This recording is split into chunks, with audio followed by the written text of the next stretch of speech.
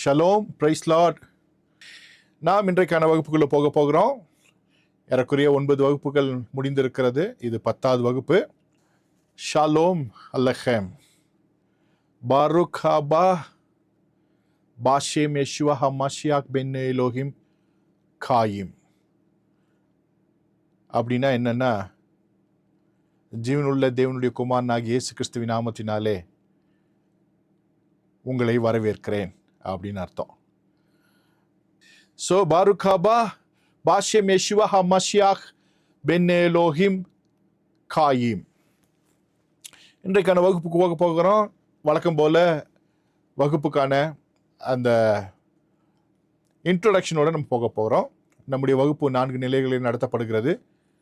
சீரீட் என்கிறதான ஒரு பாடத்திட்டம், அதில் கான்சோவல் பயிற்சி, டிபெரியன் ஓவல் சிஸ்டத்தை நம்ம பயன்படுத்துகிறோம். அதே போல் இலக்கண பயிற்சி நமக்கு இருக்கிறது. பிஎஃப், ஐஎஃப், எஸ்எஃப் என்கிறதான கிராமர் கிளாஸஸ் இருக்கிறது. அதே போல் சுரேஷ் என்கிறதான ரூட் வேர்ட் கிளாஸ் இருக்குது. அதே போல் டிர்கும் என்கிறதான மொழியாக்க பயிற்சி இருக்கிறது. நாம் இன்றைக்கு இந்த காலகட்டங்களில் வேதாகம எபிரேய எழுத்துக்களை பார்த்து வருகிறோம். இந்த 22 எழுத்துக்களை முடிந்த பின்பு மற்ற அந்த லெவலில் இருக்கிற எல்லா காரியங்களையும் சொல்லிக் கொடுப்பதற்கு நான் பிரயாசப்படுகிறேன். கர்த்தர் நமக்கு உதவி செய்வாராக. வேதாகம எபிரேய மொழி என்று சொன்ன உடனேயே இந்த 4 காரியங்கள் எப்பொழுதுமே உங்களுக்கு நினைவுக்கு வர வேண்டும். நாம் பழைய ஏற்பாட்டின் எபிரேய மொழியை கற்றுக்கொள்ள வந்திருக்கிறோம். அந்த மொழியை தான் சொல்லித் தருகிறேன். எத்தனையோ எபிரேய மொழிகள் இருக்கிறது, அதை குறித்து நமக்கு கவலை இல்லை. நாம் வேதாகமத்தை படிக்க வந்திருக்கிறபடினால அதை ஆராய்ச்சி செய்து வேத வாக்கின் மூலமாக நம்முடைய தேவனை அறிந்து கொள்வதற்கு வந்திருக்கிறோம். அவரை அறிவதை நித்திய ஜீவன் என்று வேதவசனம் சொல்கிறது. எனவே அதற்காக இந்த வேதாகம எபிரேய மொழியை கற்றுக்கொள்கிறோம். வருங்காலங்களிலே நீங்களே உங்கள் வேதாகம பகுதிகளை மொழியாக்கம் செய்து கற்றுக்கொள்வதற்கான ஒரு வாய்ப்பை நீங்கள் பெறப்போகிறீர்கள். அதற்கான ஒரு முயற்சி தான் இது. அதே போல் மிஸ்ராயி என்கிறதான அந்த பழங்கால அந்த டயலக்டை தான் நம்ம யூஸ் பண்ணுறோம். அதே போல் கட்ட வஷுரித் எழுத்துக்களை நாம் பயன்படுத்துகிறோம். அதே போல் உயிரெழுத்துக்களை பொறுத்தளவிற்கு நிக்கு டிவேரியானி என்கிறதான டிபெரியன் ஓவல் சிஸ்டத்தை நாம் பயன்படுத்துகிறோம். அதே போல் வேதாகம எபிரேய மொழி என்று சொன்ன பொழுது அதற்கான 6 முக்கியமான காரியங்கள் ஏற்கனவே நான் சொல்லிக் கொடுத்துருக்கிறேன். எப்பொழுதும் நினைப்படுத்திக் கொள்ள வேண்டும். வலதுபுறத்திலிருந்து இடதுபுறமாக எழுதப்படுகிற மொழி 22 எழுத்துக்கள். பின்பு அவர்கள் பாபிலோனிய அடிமைத்தனத்தில் கண்டுபிடித்ததான 5 சோஃபித் லெட்டர்கள், அதாவது ஃபைனல் ஃபார்ம் லெட்டர். ஒவ்வொரு எழுத்துக்கும் 6 முக்கியமான காரியங்கள் இருக்கிறது. எழுத்துக்கு பெயர் இருக்கிறது, எழுத்துக்கு உச்சரிப்பு இருக்கிறது, எழுத்துக்கு வரிசை எண் இருக்கிறது, எழுத்துக்கான ஒரு மதிப்பு கிமெட்ரியா வேல்யூ அப்படின்னு சொல்லுவாங்க, அது இருக்கிறது. அதே போல் அடையாளம் இருக்கிறது, அதற்கான உட்கருத்து இருக்கிறது. இந்த 6 முக்கியமான விஷயங்களை நாம் மனதில் வைத்துக் கொள்ள வேண்டும். அதே போல் வேதாகம எபிரேய மொழி என்று சொல்லும் பொழுது அதை வினை சொல்லை அடிப்படையாக கொண்ட மொழி. Biblical Hebrew is verb oriented language. அதே போல் வேதாகம எபிரேய மொழி மிகவும் தர்க்க ரீதியான மொழி. Biblical Hebrew is an extremely logical language. எப்பொழுதுமே இது மனதில் வைத்துக் கொள்ள வேண்டும். இந்த கான்சோவல் பயிற்சியை நாம் பார்த்து வருகிறோம். அழகாக அற்புதமாக நீங்கள் எல்லாருமே வேதாகம எபிரேய மொழியினுடைய வார்த்தைகளை, வேத வசனத்தினுடைய வார்த்தைகளை படிக்கிறீர்கள். அதற்காக நான் கர்த்தரை ஸ்தோத்தரிக்கிறேன். ரொம்ப வேகமாக பலர் படிக்கிறீங்க, சிலர் கருத்தாக அப்படியே பிளான் பண்ணி பொறுமையாக நீங்கள் டைப் பண்ணி போடுறீங்க. எல்லாருக்கும் என்னுடைய வாழ்த்துதல்கள். உங்களுடைய முயற்சி பாராட்டப்படத்தக்கது. வருங்காலங்களிலே சிறப்பானவர்களாக, மேன்மையானவர்களாக, எல்லோருக்கும் முன்பாக கனப்பற்றவர்களாக கர்த்தருடைய சன்னிதானத்தில் நிற்பீர்கள். கர்த்தர் அதற்கான நிறைவான பலனை உங்கள் வாழ்க்கையிலே தருவார். நேரத்தை நீங்கள் செலவு செய்கிறீர்கள், பணத்தை செலவு செய்கிறீர்கள். எனவே அதற்கான பிரதிபலன் பரலோகத்திலிருந்து நிச்சயமாக உங்களுக்கு கிடைக்கும் என்று நான் இயேசுவின் நாமத்தினாலே நான் சொல்லிக் கொள்கிறேன்.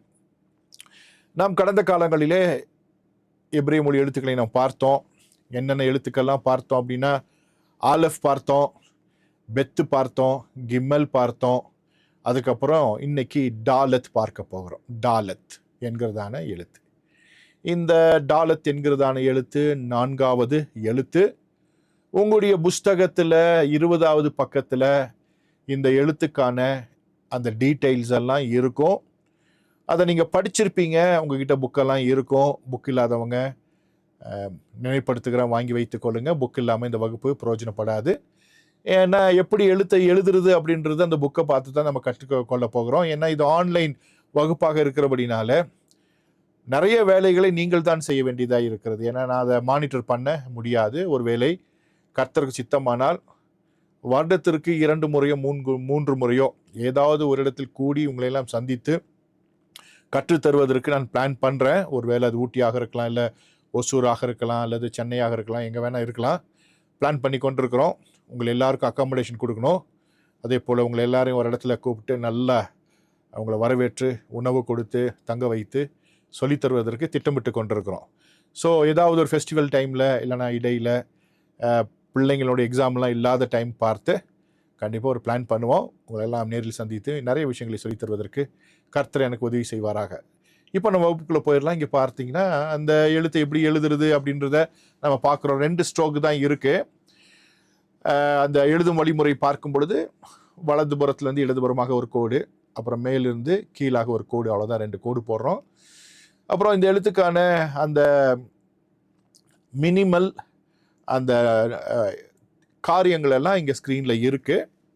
இப்போ நம்ம டீட்டெயிலாக பார்க்க போகிறோம். இந்த எழுத்து பார்க்கும் பொழுது தற்கால எழுத்து கட் ஆஃப் அஷூரித் என்கிறதான தற்கால எழுத்து இப்படி இருக்குது. இந்த எழுத்தை நல்லா பார்த்து கொள்ளணும். ஏன்னா ஒரே மாதிரி எழுத்துக்கள், சில எழுத்துக்கள் இருக்கும், நமக்கு கன்ஃபியூஷன் ஆயிரும். இந்த எழுத்தை பார்க்கும்போது தெரிந்து கொள்ளணும். பின்னால் அதுக்கு பேக் சைடில் ஒரு ப்ரொஜெக்ஷன் இருக்குது. சரியா? இந்த எழுத்து பின்னால் ப்ரொஜெக்ஷன் இருக்குது. அதே போல் இன்னொரு எழுத்துக்கு ப்ரொஜெக்ஷன் இல்லாமல் ஒரு எழுத்து இருக்குது. அது என்னென்னா ரேஷ் அப்படின்ற எழுத்து நம்ம பார்த்தோம். அப்போ பார்த்தீங்கன்னா பின்னால் ப்ரொஜெக்ஷன் இல்லாமல் அப்படியே வலிக்கிட்டு இருக்கிற மாதிரி இருக்கும் இல்லையா? மொழுக்கட்டின்னு இருக்கும், மொழுக்குன்னு இருக்கும். பின்னால் பக்கம் அப்படியே மொட்டை அடித்த தலை மாதிரி இருக்கும். அது வந்து ரேஷு, இது வந்து டாலத்து. அப்போ எழுத்தை பார்க்கும் பொழுது ஐடென்டிஃபிகேஷன் பண்ணிக்கணும். இது வந்து டாலத்தா ரேஷா அப்படின்னு. நிறைய நேரங்களில் வாசிக்கும் பொழுது டாலத்துக்கும் ரேஷுக்கும் கன்ஃபியூஷன் நிறையா இருக்கும். அதை வருங்காலங்களில் இந்த 22 எழுத்து சொல்லி கொடுத்ததுக்கு அப்புறம் சொல்லித்தர போகிறேன், எந்தெந்த எழுத்தெல்லாம் கன்ஃபியூஷனாக இருக்கும். அதே போல் உச்சரிப்புகள் ஒரே போல் உச்சரிப்புகள் இருக்கிற எழுத்துக்கள் இருக்குது. அதை குறித்து தானே வகுப்பை நான் எடுப்பதற்கு திட்டம் பண்ணியிருக்கிறேன். இந்த 22 எழுத்து முடிஞ்சது சொல்லித்தரேன். இப்போ பார்த்துக்கொள்ளுங்க, இந்த எழுத்துக்கு பின்னால் ஒரு ப்ரொஜெக்ஷன் இருக்குது. சரியா? ரேஷுக்கும் டாலத்துக்கும் ஒரு வித்தியாசம் இருக்கிறது. அதே போல் இது ஒரு முழு எழுத்து, ஃபுல் லெட்டர் அப்படின்னு சொல்லுவாங்க. அந்த 4 கட்டம் இருக்கிறதுக்குள்ள ஃபுல்லாக எழுதணும். போன முறை ஆஃப் லெட்டர் பார்த்தோம் இல்லையா? கிமெல் வந்து ஆஃப் லெட்டரு, இது ஃபுல் லெட்டர். ஆலெஃப் ஃபுல் லெட்டர், பெத் ஃபுல் லெட்டர், கிமல் வந்து ஆஃப் லெட்டர், டாலத் வந்து ஃபுல் லெட்டர். ஏன் இதை சொல்கிறேன்னா, எழுதும் பொழுது இந்த எழுத்தை பெருசாக எழுதணும். அதாவது 4 கட்டத்துக்குள்ளே வர மாதிரி நல்லா பெருசாக எழுதணும். கிமல் எழுதும்போது அரை எழுத்தாக எழுதணும். அதற்காக நான் சொல்கிறேன். சரியா? ஓகே, கவனமாக வைத்துக்கொள்ளணும். அதே போல் இதோடைய மதிப்பு வந்து 4, வரிசை எண்ணும் 4 தான், கிமெட்ரியா வேல்யூவும் 4 தான். பழங்கால எழுத்து, அதாவது கட் ஆஃப் இவ்ரித் என்கிறதான வேதாகம எபிரேய மொழி மோசேக்கு கர்த்தர் எழுதி கொடுத்த பொழுது பயன்படுத்தின எழுத்துல முக்கோண வடிவில் இருக்குது. நல்லா பார்த்துக்கணும், இது ரொம்ப ரொம்ப முக்கியம். இன்னைக்கு கிளாஸில் இது ஒரு முக்கியத்துவம் வாய்ந்த ஒரு எழுத்து, முக்கோணமாக இருக்குது. அதே போல் சித்திர வடிவ எழுத்தில் பார்த்தீங்கன்னா ஒரு கோடு கீழே வந்துருக்கு. அப்படின்னா இது வந்து என்ன சொல்லணும்னா நிலைக்கால், டோர் போஸ்ட் அப்படின்னு சொல்லுவோம். டோர் போஸ்ட் இன்னைக்கு சொல்லணும்னா டோர் போஸ்ட், நிலைக்கால். அதே போல் இதோடைய உட்கருத்து என்னென்னா நுழைவு வாயல், வாசல், வழி, டோரு, பாத். இதை நினைவில் வைத்துக்கொள்ள வேண்டும். ஓகே, ஸோ இந்த அடிப்படையான விஷயங்களை வைத்துக்கொண்டு நாம் என்ன பண்ண போகிறோம்னா இப்போது ப்ரொனவுன்சியேஷனுக்குள்ளே போக போகிறோம். அப்படியே பார்த்துக்கொள்ளுங்க. திரும்ப இது ரீகேப் பண்ணலாம் நம்ம. சரியா? ஓகே, இப்போ அந்த முக்கோணத்தை மாத்திரம் நல்லா ஞாபகம் வைத்துக்கொள்ளுங்க. இன்றைக்கி கிளாஸ்க்கு அது ரொம்ப யூஸ்ஃபுல்லாக இருக்கும். அப்புறம் உச்சரிப்புன்னு வரும்பொழுது புள்ளி வச்சா புள்ளி வைக்காட்டா அப்படின்னு 2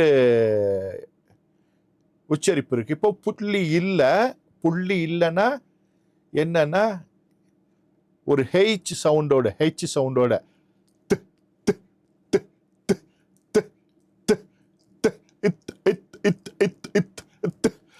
ஒரு ஹா சவுண்டு கடைசியில் வரணும். ஓகே, சொல்லி பாருங்க. திஸ்ல வர திஸ். ஒருவேளை நேட்டிவ் ஸ்பீக்கர் இல்லாமல் நம்ம இருக்க தமிழில் இங்கிலீஷ் படிச்சோம்னா இதை திஸ்ன்னு படிப்பாங்க. இல்லை அப்படின்னா கூடிய ஒரு சவுண்டு திஸ். அதில் வர ஓகே, இங்கே பார்த்தீங்கன்னா ஐபிஐ சார்ட்டில் ஒரு சிம்பிள் போட்டிருக்காங்க. ஏற்கனவே உங்களுக்கு ஐபிஐ சார்ட் கொடுத்துருக்கேன், அதில் பார்த்துக்கொள்ளுங்க. என்ன டிஸ்கிரிப்ஷன்னா வாய்ஸ்டு டென்டல் ஃப்ரிகேட்டிவ்னு இருக்கு. வாய்ஸ்டு டென்டல் ஃப்ரிகேட்டிவ் அப்படின்னா இந்த எழுத்தை எங்க இருந்து சொல்லணும்னா உங்க நாக்கு வந்து மேல் பல்லு இருக்கு இல்லையா அதுக்குள்ள தொடணும். சொல்லி பாருங்க. உங்க நாக்கு மேல் பல்லு இருக்கு இல்லையா உள்ள அந்த என்ட்ரன்ஸ்ல தொடணும். வாய்ஸ்டு டென்டல் ஃப்ரிகேட்டிவ்.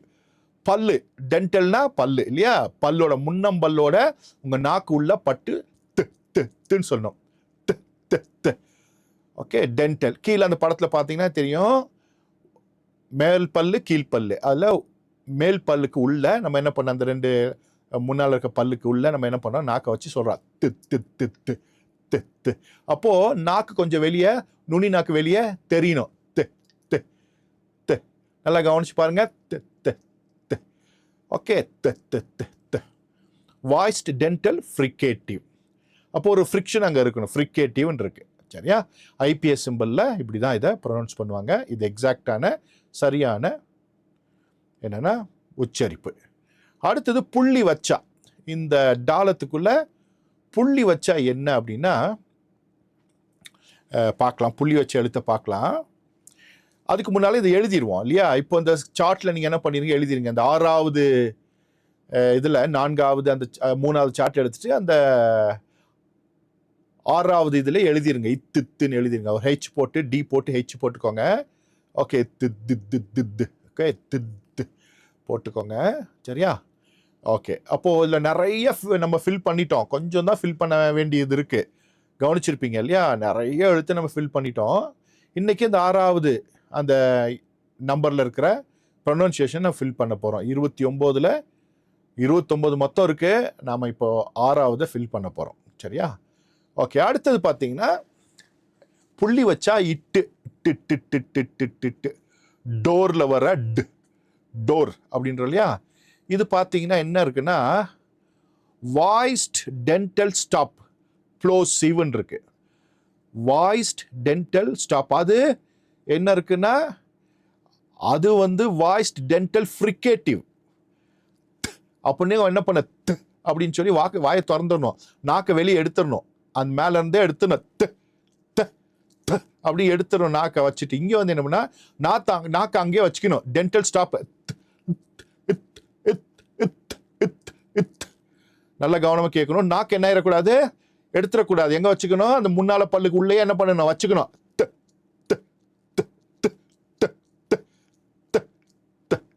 அப்படி வச்சுக்கணும். எத்துன்னு வச்சுக்கணும். ஓகே, ஆனா புள்ளி இல்லைன்னா அப்படியே லாக் என்ன பண்ணணும், வெளியே எடுத்துடணும். இந்த சவுண்ட் எல்லாம் ரொம்ப எக்ஸ்ட்ரா நான் சொல்றேன். நீங்க ஒரு ஷார்ட்டா சொல்லிக்கிட்டீங்கன்னா புரிய வைக்கிறதுக்காக நான் சொல்றேன். ஓகே, இதை என்ன சொன்ன, அவ்வளவுதான். டோர்ல வர டு, டோர்ல வர டு. ஆனா நாக்கு முன்னால வர்ற இட்டுன்னு சொன்னீங்கன்னா உங்க நாக்கு உள்ள போயிடும். இந்த டிய சொன்னீங்கன்னா சரியா? எங்க இருக்கணும் நாக்கு, வாய்ஸ் டென்டல் ஸ்டாப். அப்போ முன்னால் பல்லுக்கிட்ட என்ன இருக்கணும், நாக்கு இருக்கணும். ஓகே, இருக்கணும். நல்லா கவனமா கேட்டுக்கணும். சரியா? இது என்னது, வாய்ஸ்ட் டென்டல் ஸ்டாப் ப்ளோசிவ் அப்படின்னு இருக்கு. ஐபிஏ சார்ட்ல டி போட்டிருப்பாங்க. ஓகே, மனதில் வைத்துக் கொள்ளுங்க. அப்போ இதுவே என்ன பண்ணிருங்க, அந்த 7வது இடத்துல நோட் பண்ணிருங்க. சார்ட்ல நோட் பண்ணிட்டீங்கன்னா போதுமானது. ஓகே, ஆல்மோஸ்ட் வந்து இந்த பேஜில் ஒரு சிலது தான் இருக்கு, இது எல்லாம் நம்ம முடிச்சிட்டோம். கடைசியில் ரீகேப் பண்ணிடலாம். ஓகே, இந்த 22 எழுத்து முடிச்சதுக்கப்புறம் ஒரு ரீகேப் பண்ணி திரும்ப நம்ம சரி பண்ணிக்கலாம். நிறைய விஷயங்களை நம்ம மறுபடியும் கரெக்ட் பண்ணிக்கலாம். ஓகே, இப்போ மறுபடியும் ஒரு அப்ஸ்ட்ராக்ட் பார்க்குறோம். 6 முக்கியமான விஷயங்கள். எழுத்தோட பெயர் டாலத்து, உச்சரிப்பு 2 இருக்கு. புள்ளி வச்சா ஒரு உச்சரிப்பு, புள்ளி வைக்காட்டா ஒரு உச்சரிப்பு. இட்டு து அப்படின்னு இருக்கு. வரிசை எண் 4, கிமெட்ரியா மதிப்பு 4, இதோடைய மதிப்பு வந்து 4. அடையாளம் வந்து நிலைக்கால், டோர் போஸ்ட்டு.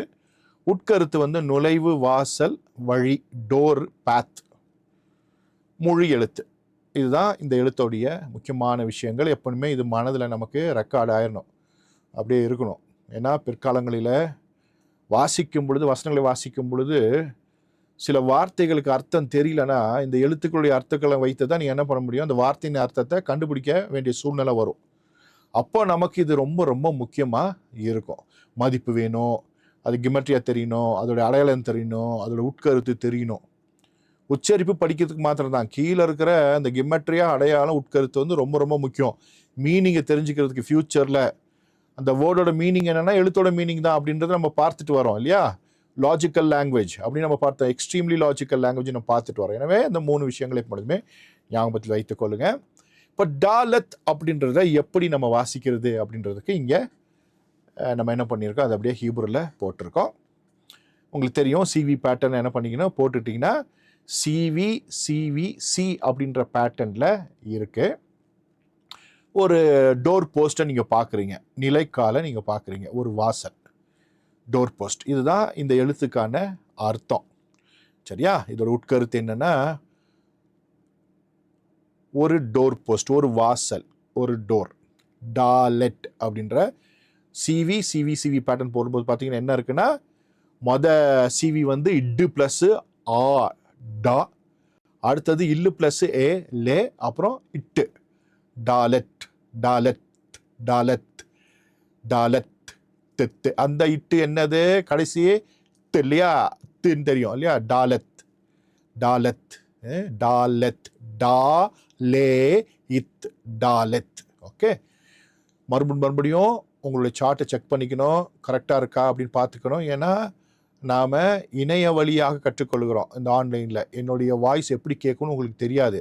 அதான் எல்லாத்தையுமே ஹெட்ஃபோன் போட சொன்னேன். நிறைய பேர் ஹெட்ஃபோனே போடுறதில்ல. ஹெட்ஃபோன் போட்டிங்கன்னா ஓரளவுக்கு உங்களுக்கு கேட்டுரும். ஹெட்ஃபோன் போட்டவங்களுக்கெல்லாம் வாழ்த்துக்கள். ஒரு ப்ளூடூத்து இல்லைன்னா ஏதாச்சும் ஒரு வயர்டு ஒரு ஹெட்ஃபோன் வாங்கி வச்சுக்கொள்ளுங்க. ஒரு ₹100 இருக்கும், ₹150 இருக்கும், அது போதுமானது. இப்போ ஹெட்ஃபோனில் கேட்டிங்கன்னா கிளியராக கற்றுக்கிறதுக்கு அது யூஸ்ஃபுல்லாக இருக்கும். சரி, டாலத்துனா இந்த டோர் போஸ்ட்டு படத்தை பார்த்தாலே நம்ம தெரிஞ்சுக்கலாம்.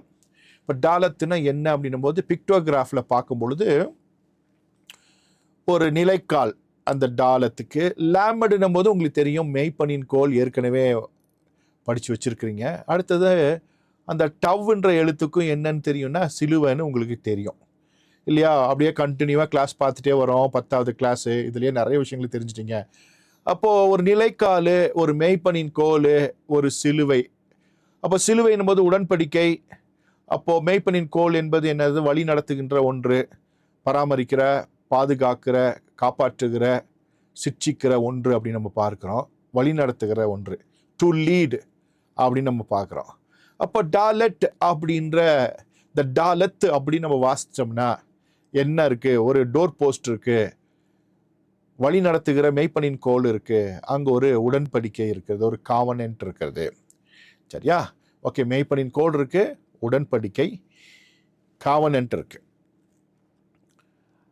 அப்போ இது என்ன சொல்ல வருது அப்படின்னும் பொழுது, டாலத் அப்படின்ற எழுத்து என்ன சொல்ல வருது அப்படின்னு பார்த்தோம்னா, யோவான் எழுதின சுவிசேஷம் 10:9 ஆண்டவராகிய இயேசு கிறிஸ்து என்ன சொன்னாரோ அதுதான் சொல்ல வருது. நானே வாசல் அப்படின்னா, இந்த டாலத்துக்குள்ள பிரவேசிச்சா அது உடன்படிக்கைக்கு நேராக நம்மை நடத்தும். அதுதான் இதோடைய அர்த்தம், டாலத். அப்போ இயேசு கிறிஸ்து தான் வாசல். அவருக்குள்ள போனா ஒரு உடன்படிக்கை, ஒரு வழி நடத்துதல். இங்க ரொம்ப அழகா அந்த வசனம் இருக்கும். ஆண்டவராகிய இயேசு கிறிஸ்து சொல்லும் பொழுது யோவான் 19 நானே வாசல், என் வழியாய் ஒருவன் உட்பிரவேசித்தால் அவன் ரட்சிக்கப்படுவான், அவன் உள்ளும் புறமும் சென்று மேய்ச்சலை கண்டடைவான். I am the door. By me, if any man enter in, he shall be saved and shall go in and out and find pasture அப்படின்னு இருக்கு. அப்போ உள்ள போயிட்டா வாழ்க்கை இருக்கு. அப்போ இந்த எழுத்து என்ன சொல்லுதுன்னா, கிறிஸ்துவானவர்கிட்ட வந்துட்டா அவர் தான் வாசல், அந்த வாசலுக்குள்ள வந்துட்டா அவனோட ஒரு உடன்படிக்கை, அவனுக்கு ஒரு வாழ்க்கை இருக்குது, ஒரு பாஸ்டர் இருக்கு, மேய்ச்சலை கண்டடைவன். அதுதான் மெய்ப்பனின் கோல் இருக்கு. எவ்வளவு அழகா பாருங்க, ஒரு எழுத்து நமக்கு ஒரு வேத சத்தியத்தை சொல்லுது. அப்போ மொழி அறிவு இல்லாமல் நாம் கற்றுக்கொள்ளும் பொழுது சில வேளைகளில் புரிந்து கொள்ளுதலில் பிரச்சனை இருக்கும். ஆனால் மொழி அறிவு வந்துருச்சுன்னா சரியாக புரிஞ்சுக்கிறதுக்கு பரிசுத்த ஆவியானவருடைய ஒத்தாசை நமக்கு இன்னும் அதிகமாக கிடைக்குது. ஏன்னா இந்த மொழிக்கு காரணமானவர் அவர் தானே. அதனால் டாலத் அப்படின்னா நிலைக்கால், மெய்ப்பனின் கோல் உடன்படிக்கை, இது 3. அப்படின்னா என்னன்னா உடனே யோவான் 19 சொல்லிட்டீங்கன்னா போதுமானது. அற்புதமான ஒரு விஷயம். சரி, புரிஞ்சவங்களாம் கைங்களை வளர்த்தி காமிங்களேன். ஓகே, புரிஞ்சிச்சு தானே? Okay, super. இப்போ என்ன பண்ண போகிறோன்னா 3 வார்த்தையை நீங்கள் என்ன பண்ண போகிறீங்கன்னா சிவி பேட்டர்ன் போட போகிறீங்க. ஸ்க்ரீனில் வரப்போகுது. 3 எழுத்து வார்த்தை தான், ஆனால் எழுத்துக்கள் சேம் தான். நிக்குடு மாத்திரம் வேறையா இருக்கு. முதல்ல நீங்கள் சிவி பேட்டர்ன் போட்டுட்டு என்ன பண்ணுங்கன்னா, நீங்கள் போட்டுக்கோங்க, நோட்டில் போட்டுட்டு அப்புறம் என்ன பண்ணுங்கள், டைப் பண்ணி போடுங்க. 3 ஒன்றா 1 by 1 1 2 3 அப்படின்னு என்ன பண்ணுங்கள், 3 டைப் பண்ணி போடுங்க. டிரான்ஸ்லிட்ரேஷன் போடுங்க. சரி, அப்படியே அதை கவனித்து போடுங்க.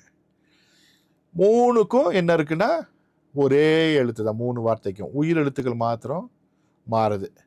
அப்போ எழுத்துக்கள் ஒன்றாக இருந்தாலும் உயிரெழுத்துக்கள் மாறும் பொழுது ப்ரொனன்சியேஷன் மாறுது. ப்ரொனன்சியேஷன் மாறுனா என்ன ஆகும்? 3 ஒன்றா போட்டுருங்க. சரியா? அப்போ நான் பார்க்குறதுக்கு இங்கே என்னுடைய ஸ்க்ரீனில் பார்க்குறது கரெக்டாக இருக்கும். கொஞ்சம் டைம் எடுத்துகிட்டு ஒரே டைப் பண்ணும்போது 3 என்ன பண்ணுங்க, 1 2 3ன்னு போட்டுக்கோங்க. சரியா? அப்போ 1. அப்போ சிவி பேட்டர்ன் இப்போ நீங்கள் போட வேண்டாம், ஏன்னா இது 3 எழுத்து தானே. அப்போது ஈஸியாகவே உங்களுக்கு புரிஞ்சிருச்சு சிவி பேட்டர்னு, அதனால் இப்போ போட வேண்டாம். அந்த 3க்கும் என்ன பண்ணிடுங்க, அப்படியே டிரான்ஸ்லிட்ரேஷன் மாத்திரம் எப்படி வாசிக்கலான்றது மாத்திரம் 1 2 3ன்னு போடுங்க. இல்லைனா 1 by 1 நீங்கள் என்ன பண்ணுங்கள், ஒரே டைமில் டைப் பண்ணி 1 2 3 அப்படின்னு என்ன பண்ணுங்க, என்டர் கீ கொடுத்து 1 by 1 நீங்கள் போடுங்க. நான் பார்த்துக்கிறேன். ஓகே, சரியா? இந்த 3 விஷயத்தையும் அப்படியே போடுங்க. ஓகே, ஏன்னா நீங்கள் தனித்தனியாக போட்டிங்கன்னா எதை சொல்கிறீங்கன்னு எனக்கு தெரியாது. ஒட்டுமொத்தமாக போட்டுட்டிங்கன்னா கரெக்டாக எனக்கு புரிஞ்சிடும். ஓகே, சரி, அப்படியே போடுங்க. 3 டைப் பண்ணி டைம் எடுத்துக்கோங்க. ஒன்றா டைப் பண்ணி போடுங்க. ஒரே மெசேஜில் 3க்கான டிரான்ஸ்லிட்ரேஷன் மாத்திரம் போடுங்க. ஓகே, சார்லஸ் பொர்மியை போட்டிருக்கிறாரு. Okay, right. அதே போல் பீட்டர். ஓகே, அப்படி ஒரே இதில். ஓகே, கிங்ஸ்லின். ஓகே, ஒரே மெசேஜில் போடுங்க, நான் பார்த்துக்கிறேன். ஒரே மெசேஜில் டைப் பண்ணி 3 போடுங்க. ஓகே, ஒர்க் அவுட் பண்ணிவிட்டு ஓகே,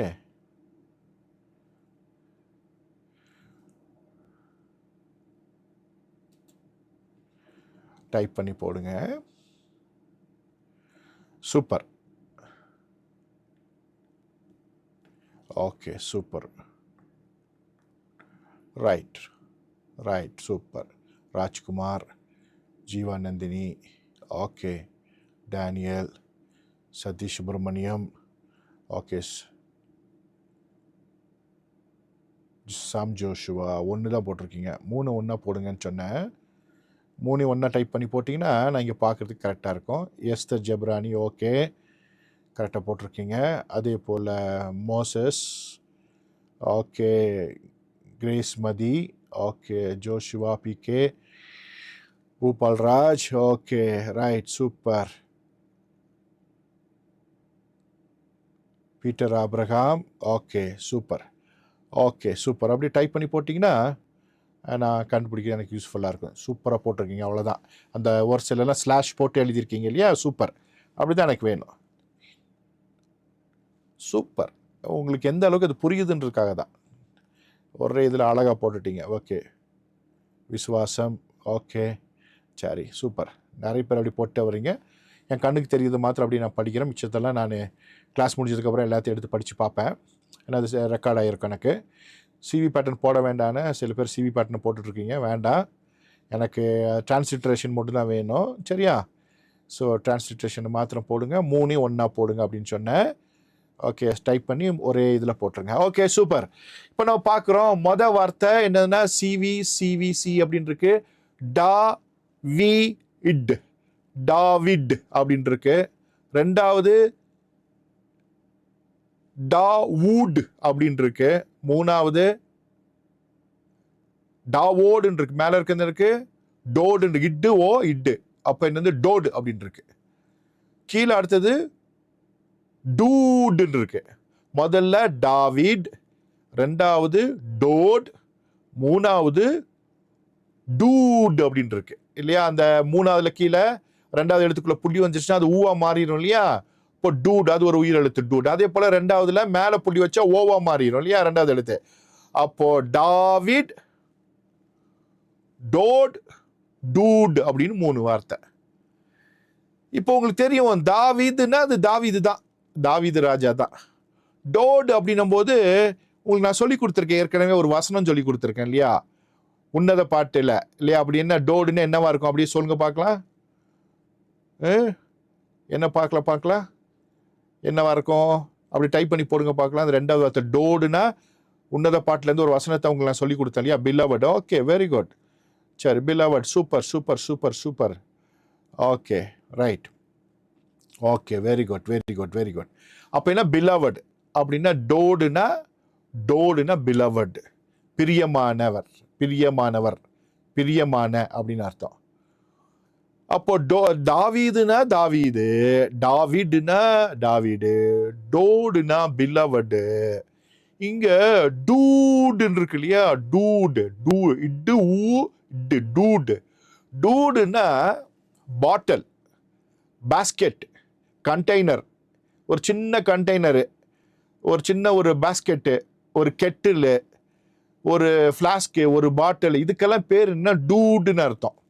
அப்படின்னு ஏதாச்சும் ஒன்று ஹோல்டு பண்ணுற ஒன்றை, ஏதாச்சும் எடுத்துகிட்டு போகிற ஒன்றை, ஒரு குடுவை, ஒரு பாஸ்கெட்டு வந்து என்ன சொல்லுவாங்கன்னா டூட் அப்படின்னு சொல்லுவாங்க. சரியா? சின்ன அளவிலான எடுத்துக்க போகக்கூடிய ஒரு பாத்திரம் டூடு. பார்த்தீங்கன்னா இது 3மே எழுத்து வந்து ஒரே எழுத்து தான். ஒருவேளை யோசித்து பாருங்களேன், இது பைபிளில் இந்த உயிரெழுத்து இல்லாத காலகட்டங்களில் நம்ம பார்க்குறோம் இல்லையா? ஏன்னா இந்த 6வது நூற்றாண்டுலேருந்து 9ஆம் நூற்றாண்டு வரைக்கும் தான் இந்த மெசோட் ஃபேமிலி இந்த உயிரெழுத்தை கண்டுபிடிச்சாங்க. ஒருவேளை உயிரெழுத்து இல்லைன்னு வச்சுக்கோங்களேன், இது என்னன்னு படிக்குவோம் நம்ம? உயிரெழுத்து இருந்தாம தாவீதா, பிலவடா, பாட்டிலா அப்படின்னு கன்ஃபியூஷன் ஆயிரும். இப்போதான் இந்த மெசரோட் ஃபேமிலிக்கு நமக்கு நன்றி செலுத்த வேண்டியதாக இருக்குது. ஆண்டவர் அவங்களை பயன்படுத்தியிருக்காரு. டாவிட், டோட், டூட் அப்படின்னு இருக்கு. அப்போது 3க்குமே மீனிங் வேற, ஆனால் எழுத்துக்கள் ஒன்றா தான் இருக்கு. இப்படிப்பட்ட வார்த்தைகள் வரும்பொழுது தான் வேதாகமத்தை படிக்கும் பொழுது நம்ம கவனமாக படிக்கணும். ஒரு வேளை நாளைக்கு நீங்கள் இப்போல்லாம் எப்படின்னா இந்த கூகுள் சர்ச்சில் இல்லைன்னா இந்த ஆப்பை நம்ம டவுன்லோட் பண்ணிவிட்டு அதில் போய் இந்த எழுத்தை போட்டு சர்ச் பண்ணிட வேண்டியது. சர்ச் பண்ணி எடுத்துகிட்டு எல்லா இடத்துலையும் ஒன்று தான் இருக்குது, எல்லாமே ஒன்று தான்ட்டு இன்றைக்கி என்ன பண்ணுறாங்க? பேசுகிறத பார்க்குறோம். அறிவு கம்மி. எழுத்துக்கள் ஒன்றா இருந்தாலும் மீனிங் வேறு. இன்றைக்கி வந்து இந்த ஆப் சர்ச் பண்ணும்போது இப்படி தான் எழுத்தை டைப் பண்ணிட வேண்டியது, தேடி பார்க்க வேண்டியது. அப்போ தாவீதுன்னு சர்ச் பண்ணுறவனுக்கெல்லாம் எல்லா வார்த்தையும் தாவீது தான். பிலவடுன்னு டைப் பண்ணுறவனுக்கு எல்லாமே பிலவடு தான். பாட்டிலுன்னு டைப் பண்ணுறவனுக்கு எல்லாமே பாட்டில் தான். எத்தனை பேருக்கு புரிஞ்சு நான் சொல்கிறது? அப்போது இன்றைக்கி வந்து இந்த சர்ச் இன்ஜினில் போய் ஹீப்ரு எழுத்துக்களை போட்டு தேடி கண்டுபிடிச்சி பைபிள் எத்தனை டைமு தாவீது இந்த 3 எழுத்து வார்த்தை இருக்குன்னா அது எதை சொல்லுதுன்னு புரிஞ்சுக்கிறதுன்றதுக்கு நம்மளால் என்ன பண்ண முடியாது? நம்மளால தான் முடியும். அதாவது எபிரேய மொழி படிக்கிறவங்களால தான் முடியும், இல்லைன்னா முடியாது. இதெல்லாம் வந்து இன்றைக்கி நிறைய பேர் குறுக்கு வழியில் ஆப்பை பயன்படுத்தி நாங்கள் கற்றுக்கிறோன்னு சொல்கிறாங்க இல்லையா? அது பயன் அளிக்காது. உங்களுக்காக நான் சொல்கிறேன். லிட்ரலாக நமக்கு ஒவ்வொரு இந்த வார்த்தை எங்கெங்கே என்னென்னு பயன்படுத்தப்பட்டிருக்கு, நிக்கூடு என்னவா இருக்குது, மீனிங் என்னவா இருக்குன்னு நம்ம கவனிக்கணும். சரியா? சில இடங்களில் நிக்கூடு மாறினாலும் மீனிங் மாறாது. சில இடத்துல நிக்கூடு மாறினா மீனிங் மாறிடும். இங்கே நிக்கூடு மாறினதுமே மீனிங் மாறிடுது. சரியா? ஆனாலும் இதை குறித்து தானே ஒரு சின்ன விஷயத்தை நம்ம பார்க்க போகிறோம். இந்த 3 எழுத்து ஒரு முக்கியமான எழுத்து. 3 எழுத்து வார்த்தை தாவீது, பிலவடு, கெட்டில் இல்லைன்னா பாட்டில். 3 எழுத்து இருக்குது. இந்த 3 எழுத்தை நம்ம என்ன பண்ணியிருக்கோம்னா கட் ஆஃப் இவ்ரித் என்கிறதான மோசே காலத்து எழுத்துலேருந்து என்ன பண்ண போகிறோன்னா இந்த 3 எழுத்தை நம்ம கீழே போட போகிறோம். பார்த்தீங்கன்னா 2 முக்கோணம், நடுவில் ஒரு ஆணி, டோர். இந்த முக்கோணம் என்னென்னா கூடாரம்னு வச்சுக்கோங்களேன். கூடாரத்துக்கு முன்னால் இருக்கிற வாசல் எப்படி இருக்கும்? முக்கோணமாக தானே இருக்கும். எத்தனை பேருக்கு புரிஞ்சிச்சு? ஒரு டென்ட் அடித்தா அதுக்கு முன்னால் எப்படி இருக்கும்? முக்கோணமாக தான் இருக்கும். அதுதான் இந்த முக்கோணம். சரியா? அன்றைக்கி டென்ட்டு தானே நிறைய பேர் யூஸ் பண்ணாங்க பழங்காலத்தில். அந்த டென்ட்டோடைய வாசல் இது. ஓகே, இந்த முக்கோணன்றது என்னங்க? டென்ட்டோட வாசல். நல்லா கவனிச்சுக்கணும். அப்போ 2 முக்கோணம், டென்ட்டோட வாசல், நடுவில் ஒரு முளைக்குச்சி இல்லைன்னா ஆணி, நெயில் இல்லைன்னா பெக்கு. Okay, tent பெக்கு. இப்போ இந்த ஆணி அப்படின்றது என்னன்னா, பிரிக்கிறதுக்கும் ஜாயின் பண்ணுறதுக்கும் உதவக்கூடிய ஒன்று. ஒன்று பிரிக்கும், இல்லைன்னா ஜாயின் பண்ணும். சரியா? ஏற்கனவே தொடர்ந்து இந்த எழுத்து நான் பார்த்துட்டு வரோம். ஆலஃபண்ட் எழுத்துல பார்த்தோம் இல்லையா? ஒரு வாவு 2 யோடு இருக்கும் இல்லையா? பார்த்தோம். இங்கே பார்த்தீங்கன்னா ஒரு வாவு 2 டாலத்திற்கு 2 முக்கோணம் ஒரு ஆணி இருக்கு. அப்போ டாவிட் அப்படின்னா 2 முக்கோணமும் ஒரு ஆணியும். இப்போ இது என்ன சொல்ல வருது அப்படின்றத நம்ம பார்க்க போகிறோம் இந்த ஸ்க்ரீனில். நல்ல கவனமாக ஸ்க்ரீனை பாருங்க. 2 முக்கோணம் ஆணியை வச்சு அடித்து சேர்த்துட்டோம்னா இந்த பக்கம் 2 முக்கோணமும் எப்படி இருக்குன்னா சேர்ந்துருச்சு. ஏதாச்சும் ஐடியா வருதா? ஐடியா இருந்தால் டைப் பண்ணி போடுங்க. இதை நான் பார்த்தேன். என்ன தெரியுது இப்போது? 2 முக்கோணம் 2 டென்ட்டோடைய இது. ஓகே, அழகாக அடிச்சு போடுறீங்களே. Star, Israel flag, David star, கலக்குறீங்கப்பா. ஆமாம், நீங்களே கை தட்டிக்கணும். Clap your hands. சூப்பர். அவ்வளோதான், அறிவாளிங்க. ஓகே, நீங்கள் ஃபார்மில் இருக்கீங்க, ஃபுல் ஃபார்மில் இருக்கிறீங்க. 2 வருஷத்தில் பயங்கரமாக மாறிடுவீங்க. கர்த்தர் உங்களை பயங்கரமாக மாற்றிடுவார். Super. Okay, super super super super. எல்லாம் அடித்து தட்டுறீங்க அத்தனை பேரும். அப்போது இந்த டாவிட் அப்படின்னும் பொழுது 2 முக்கோணம் இருக்காங்க, நடுவில் ஒரு ஆணி இருக்கு. இது என்ன சொல்லுவாங்கன்னா, எபிரேய மொழியில் என்ன சொல்லுவாங்க அப்படின்றது இங்கே போட்டிருக்கேன். இப்போ என்ன பண்ணுங்கள், இந்த டாவிட் உங்களுக்கு தெரியும், அந்த 3 எழுத்தை மாத்திரம் ஒர்க் அவுட் பண்ணுங்கள். இவன் அது டாலத்துக்கு சம்மந்தம் இல்லாத வார்த்தையாக இருந்தாலும் அது ஸ்டாருக்கு சம்மந்தமான வார்த்தையாக இருக்கிறதுனால எபிரேய மொழியில் அது என்ன பண்ணுற ஒர்க் அவுட் பண்ணுங்கள். என்ன இருக்குது? இம்மு ப்ளஸ் ஆ, இக்கு ப்ளஸ் எய், அப்புறம் ஒரு இன் இருக்குது. ஓகே, என்ன இருக்குது? இம்மு ப்ளஸ் ஒரு ஆ, அப்புறம் இக்கு ப்ளஸ் எய், அப்புறம் ஒரு இன்னு. சிவி பேட்டர்னில் இருக்குது. அதை ஒர்க் அவுட் பண்ணிவிட்டு சேர்த்து போட்டுருங்க. 2 வார்த்தையும் சேர்த்து என்ன பண்ணுங்கள், டைப் பண்ணி போடுங்க ஹீப்ரூவில். சரியா? ஓகே, ஹீப்ரூவில் என்ன பண்ணுங்க, அது பேரை போடுங்க. என்ன இருக்குது? முதல்ல இம்மு ப்ளஸ் ஆ, இக்கு ப்ளஸ் எய், அப்புறம் ஒரு இன்னு இருக்குது, அப்புறம் தாவீது இருக்குது. அப்போ அதை மாத்திரம் ஒர்க் அவுட் பண்ணி 2 சேர்த்து போடுங்க. ஓகே, 2 பேர் போட்டிங்க, 3 பேர் போட்டிங்க. ஓ, 4 5 6 7. Okay okay, super. ஓகே, நிறைய பேர் டாவுட்னு போட்டிருக்கீங்க. டாவிட்டு தான் இருக்குது, ஊ இல்லைங்க. டா இவ்வு ஈ இட்டு தான் இருக்குது. சரியா? டா இவ்வு ப்ளஸ் இ வி, அப்புறம் இட்டு, டா வீடுன்னு தான் இருக்குது. சரியா? டாவூடுன்னு இல்லை. சரியா? டாவூடுன்னு சொல்லிட்டிங்கன்னா இஸ்லாமியர்கள் சொல்கிற வார்த்தை அது. தாவூத் நபின்னு வாங்க அவங்க. சரியா? அது இல்லை. டா வி இட்டுன்னு தான் இருக்குது. இவ்வு ப்ளஸ் இ, 2வது எழுத்து இவ்வு ப்ளஸ் இ வி, இவ்வி இட்டு, டா வீட். அப்போ ஓகே, அப்போ பார்க்கலாம்.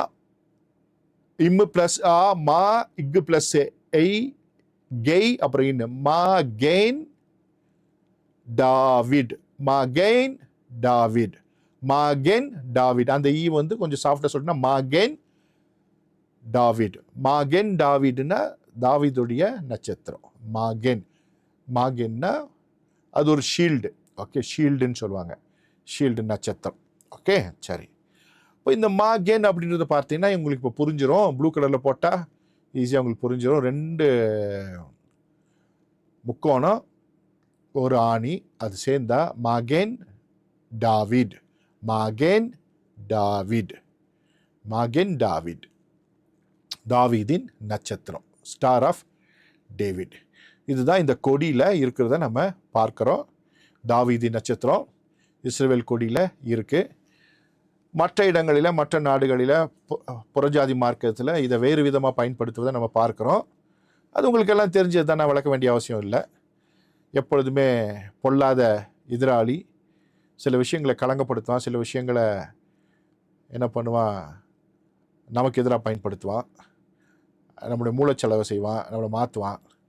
அதனால் இந்த சிம்பிளை பார்க்கும்போது சில வேளையில் நம்ம தூர ஓட வைக்குவான்.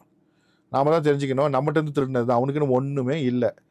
பிசாசு பயலுக்கு சொந்தமாக எதுவுமே இல்லைங்க.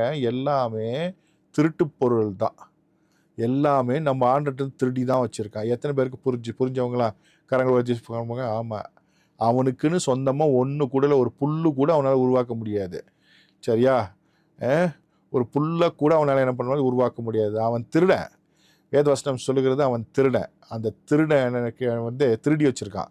சிலர் நம்முடைய மனசாட்சியை கரப்படுத்துவான். அதனால் கவனமாக இருக்கணும். இப்போ புரிஞ்சுக்க போகிறோம் நம்ம இது என்ன அப்படின்னா 2 முக்கோணம் எதற்கு அப்படின்னும் போது, ஒரு முக்கோணம் மனிதன், ஆவி, ஆத்துமா, சரீரம். 1 தெசலோனிக்கேயர் 5:23 வாசிக்கிறோம். சமாதான தேவன் தாமே உங்களை முற்றிலும் பரிசுத்தமாக்குவாராக, உங்கள் ஆவி, ஆத்மா, சரீரம். அப்போ மனிதன் ஆவி, ஆத்துமா, சரீரம் உடையவனாக இருக்கிறான். ஏன்னா அவன் தேவ சாயலாக இருக்கிறான். தேவனுடைய சாயலை அவன் பிரதிபலிக்கிறான். எனவே அவனுக்குள்ளாக ஆவி, ஆத்துமா, சரீரம் இருக்கிறது. வேதவசனம் உறுதி செய்கிறது. எனவே முதல் முக்கோணம் மனிதனை அடையாளப்படுத்துகிறது. 1 தெசலோனிக்கேயர் 5:23. இரண்டாவது முக்கோணம் தேவனை பிரதிபலிக்கிறது. அவர் பிதா, குமாரன், பரிசுத்த ஆவியானவராய் இருக்கிறார். 2 கொரிந்தியர் 13:14.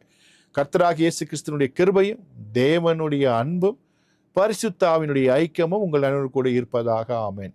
The grace of the Lord Jesus Christ and the love of God and the communion of the Holy Ghost be with you all.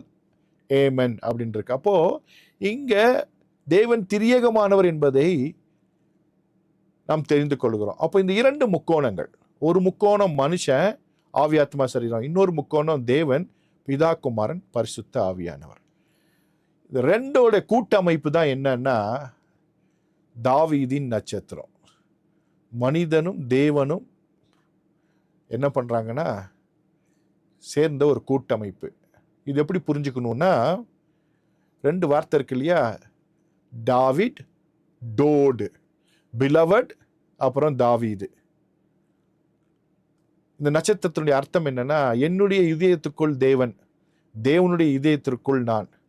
God is in my heart. I am in the heart of God. எத்தனை பேர் நம்புறீங்க? இதை எத்தனை பேர் விசுவாசிக்கிறீங்க? நம்புறீங்களா? ஆமா, உங்களுக்குள்ள ஆண்டவர் இருக்கிறார், அவருக்குள்ள நீங்க இருக்கிறீங்க. ஓகே, அவருக்குள்ள நாம் இருக்கிறோம், நமக்குள்ள அவர் இருக்கிறாரு. இதுதான் தாவீதின் நட்சத்திரம் நமக்கு புரிய வைக்கிறது. இன்றைக்கும் இஸ்ரவேல் ஜனங்கள் ஜெயித்து கொண்டே இருப்பதற்கு காரணம், ஒன் ஆஃப் த ரீசன் என்னன்னா, அவர்கள் தாவீதின் தேவனை அவர்கள் விசுவாசிக்கிறார்கள். அந்த நட்சத்திரத்தை தான் தங்களோட கொடியில வச்சிருக்கிறாங்க. அப்போ தேவனுக்குள்ளாக தேவன், அவங்களுக்குள்ள தேவன் இருக்காரான்னு தெரியாது, ஆனா அவங்க தேவனுக்குள்ள இருக்கிறாங்க. தேவன் அவர்களை தனக்குள்ளாக வைத்திருக்கிறார். அவர்கள் இன்னும் அறியவில்லை, அதற்கு காலம் இருக்கிறது. அவர்கள் கண்கள் மறைக்கப்பட்டிருக்க, ஆனால் கர்த்தர் அவர்களை கைவிடவில்லை. ஆனா நமக்கிட்ட எப்படின்னா, நாம அவருக்குள்ள இருக்கிறோம், அவர் நமக்குள்ள இருக்கிறாரு. பெரிய ஸ்லாக்கியங்க. அவங்க ஒன்வே தான், நம்ம 2 சைடும் இருக்கிறோம். நமக்குள்ள அவர் இருக்கிறாரு, அவருக்குள்ள நாம இருக்கிறோம். எனவே இது ஒரு அற்புதமான ஒரு விஷயம்.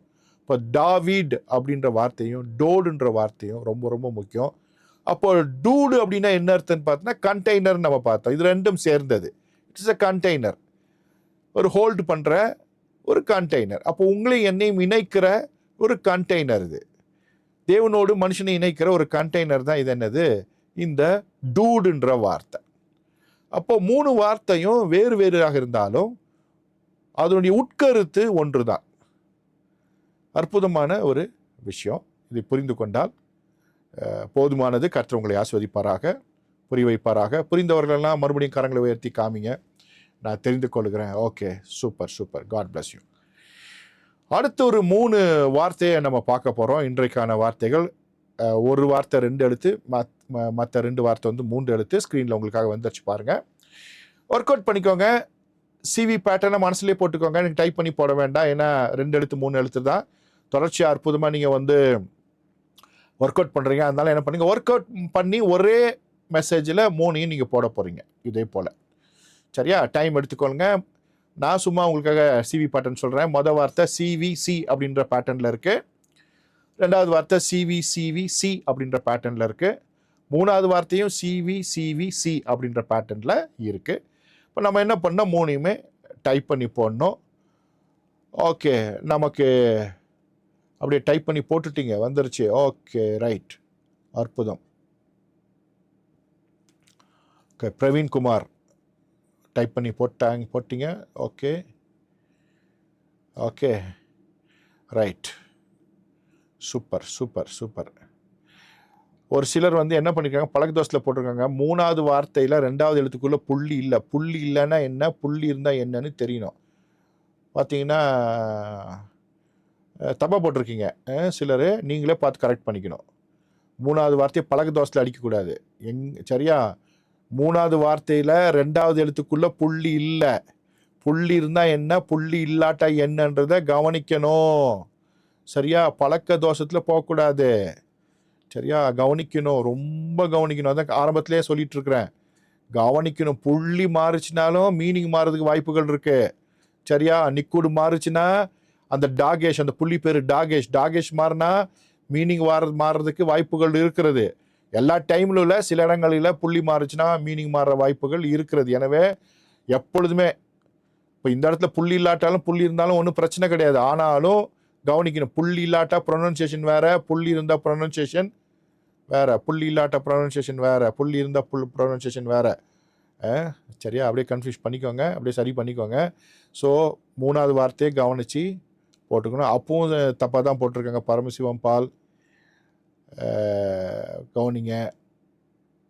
ஓகே, சிலர் அப்படி தப்பாக போட்டிருந்தீங்க. அப்புறம் பார்த்தீங்கன்னா ஜீவநந்தினிமா, நீங்களும் போல யஷ்வா ஜெனிஃபர் தப்புமா. 3வது வார்த்தையை மறுபடியும் கவனிக்காமல் போடுறீங்க. ஓகே, ஸோ சரியாக போட்டவங்களுக்கு ஓகே, நான் சரியாக போடாதவங்களை மாத்திரம் சொல்கிறேன். நான் சொல்லிட்டு இருக்கேன், கவனிக்க மாட்டேங்கிறீங்க போல இருக்கு. சரியா? அப்புறம் நிறைய பேர் 3வது வார்த்தையை தப்பாக போட்டிருக்கீங்க, ப்ரொனன்சியேஷன் தப்பாக போட்டிருக்கீங்க. கவனிச்சு போடுங்க.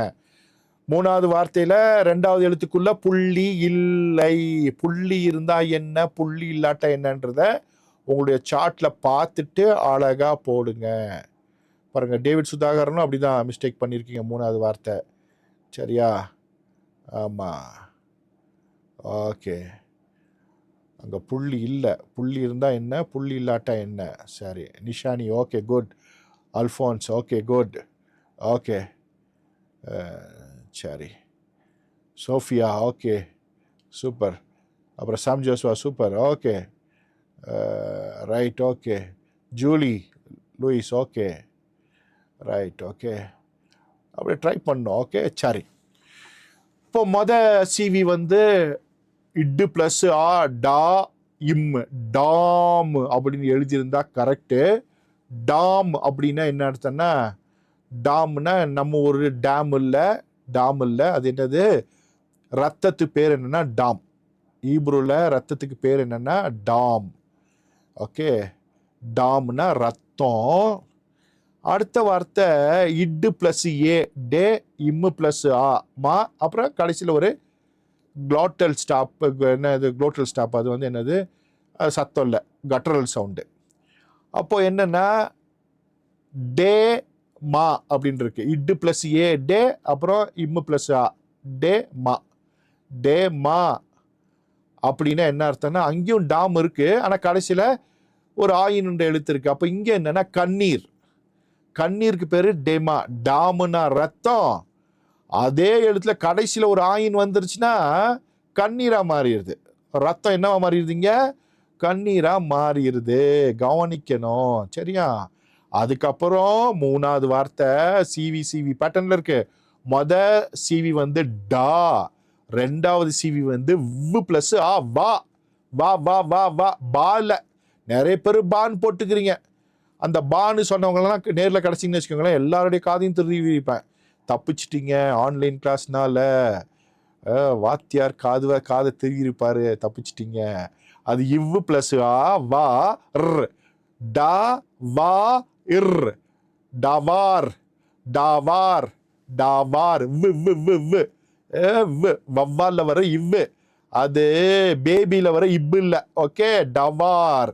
அப்போ டாம், டெமா, டாவார். டாவார்னா வார்த்தைன்னு அர்த்தம், வேர்டு, வார்த்தை. டாவார்னு என்னங்க, வார்த்தை.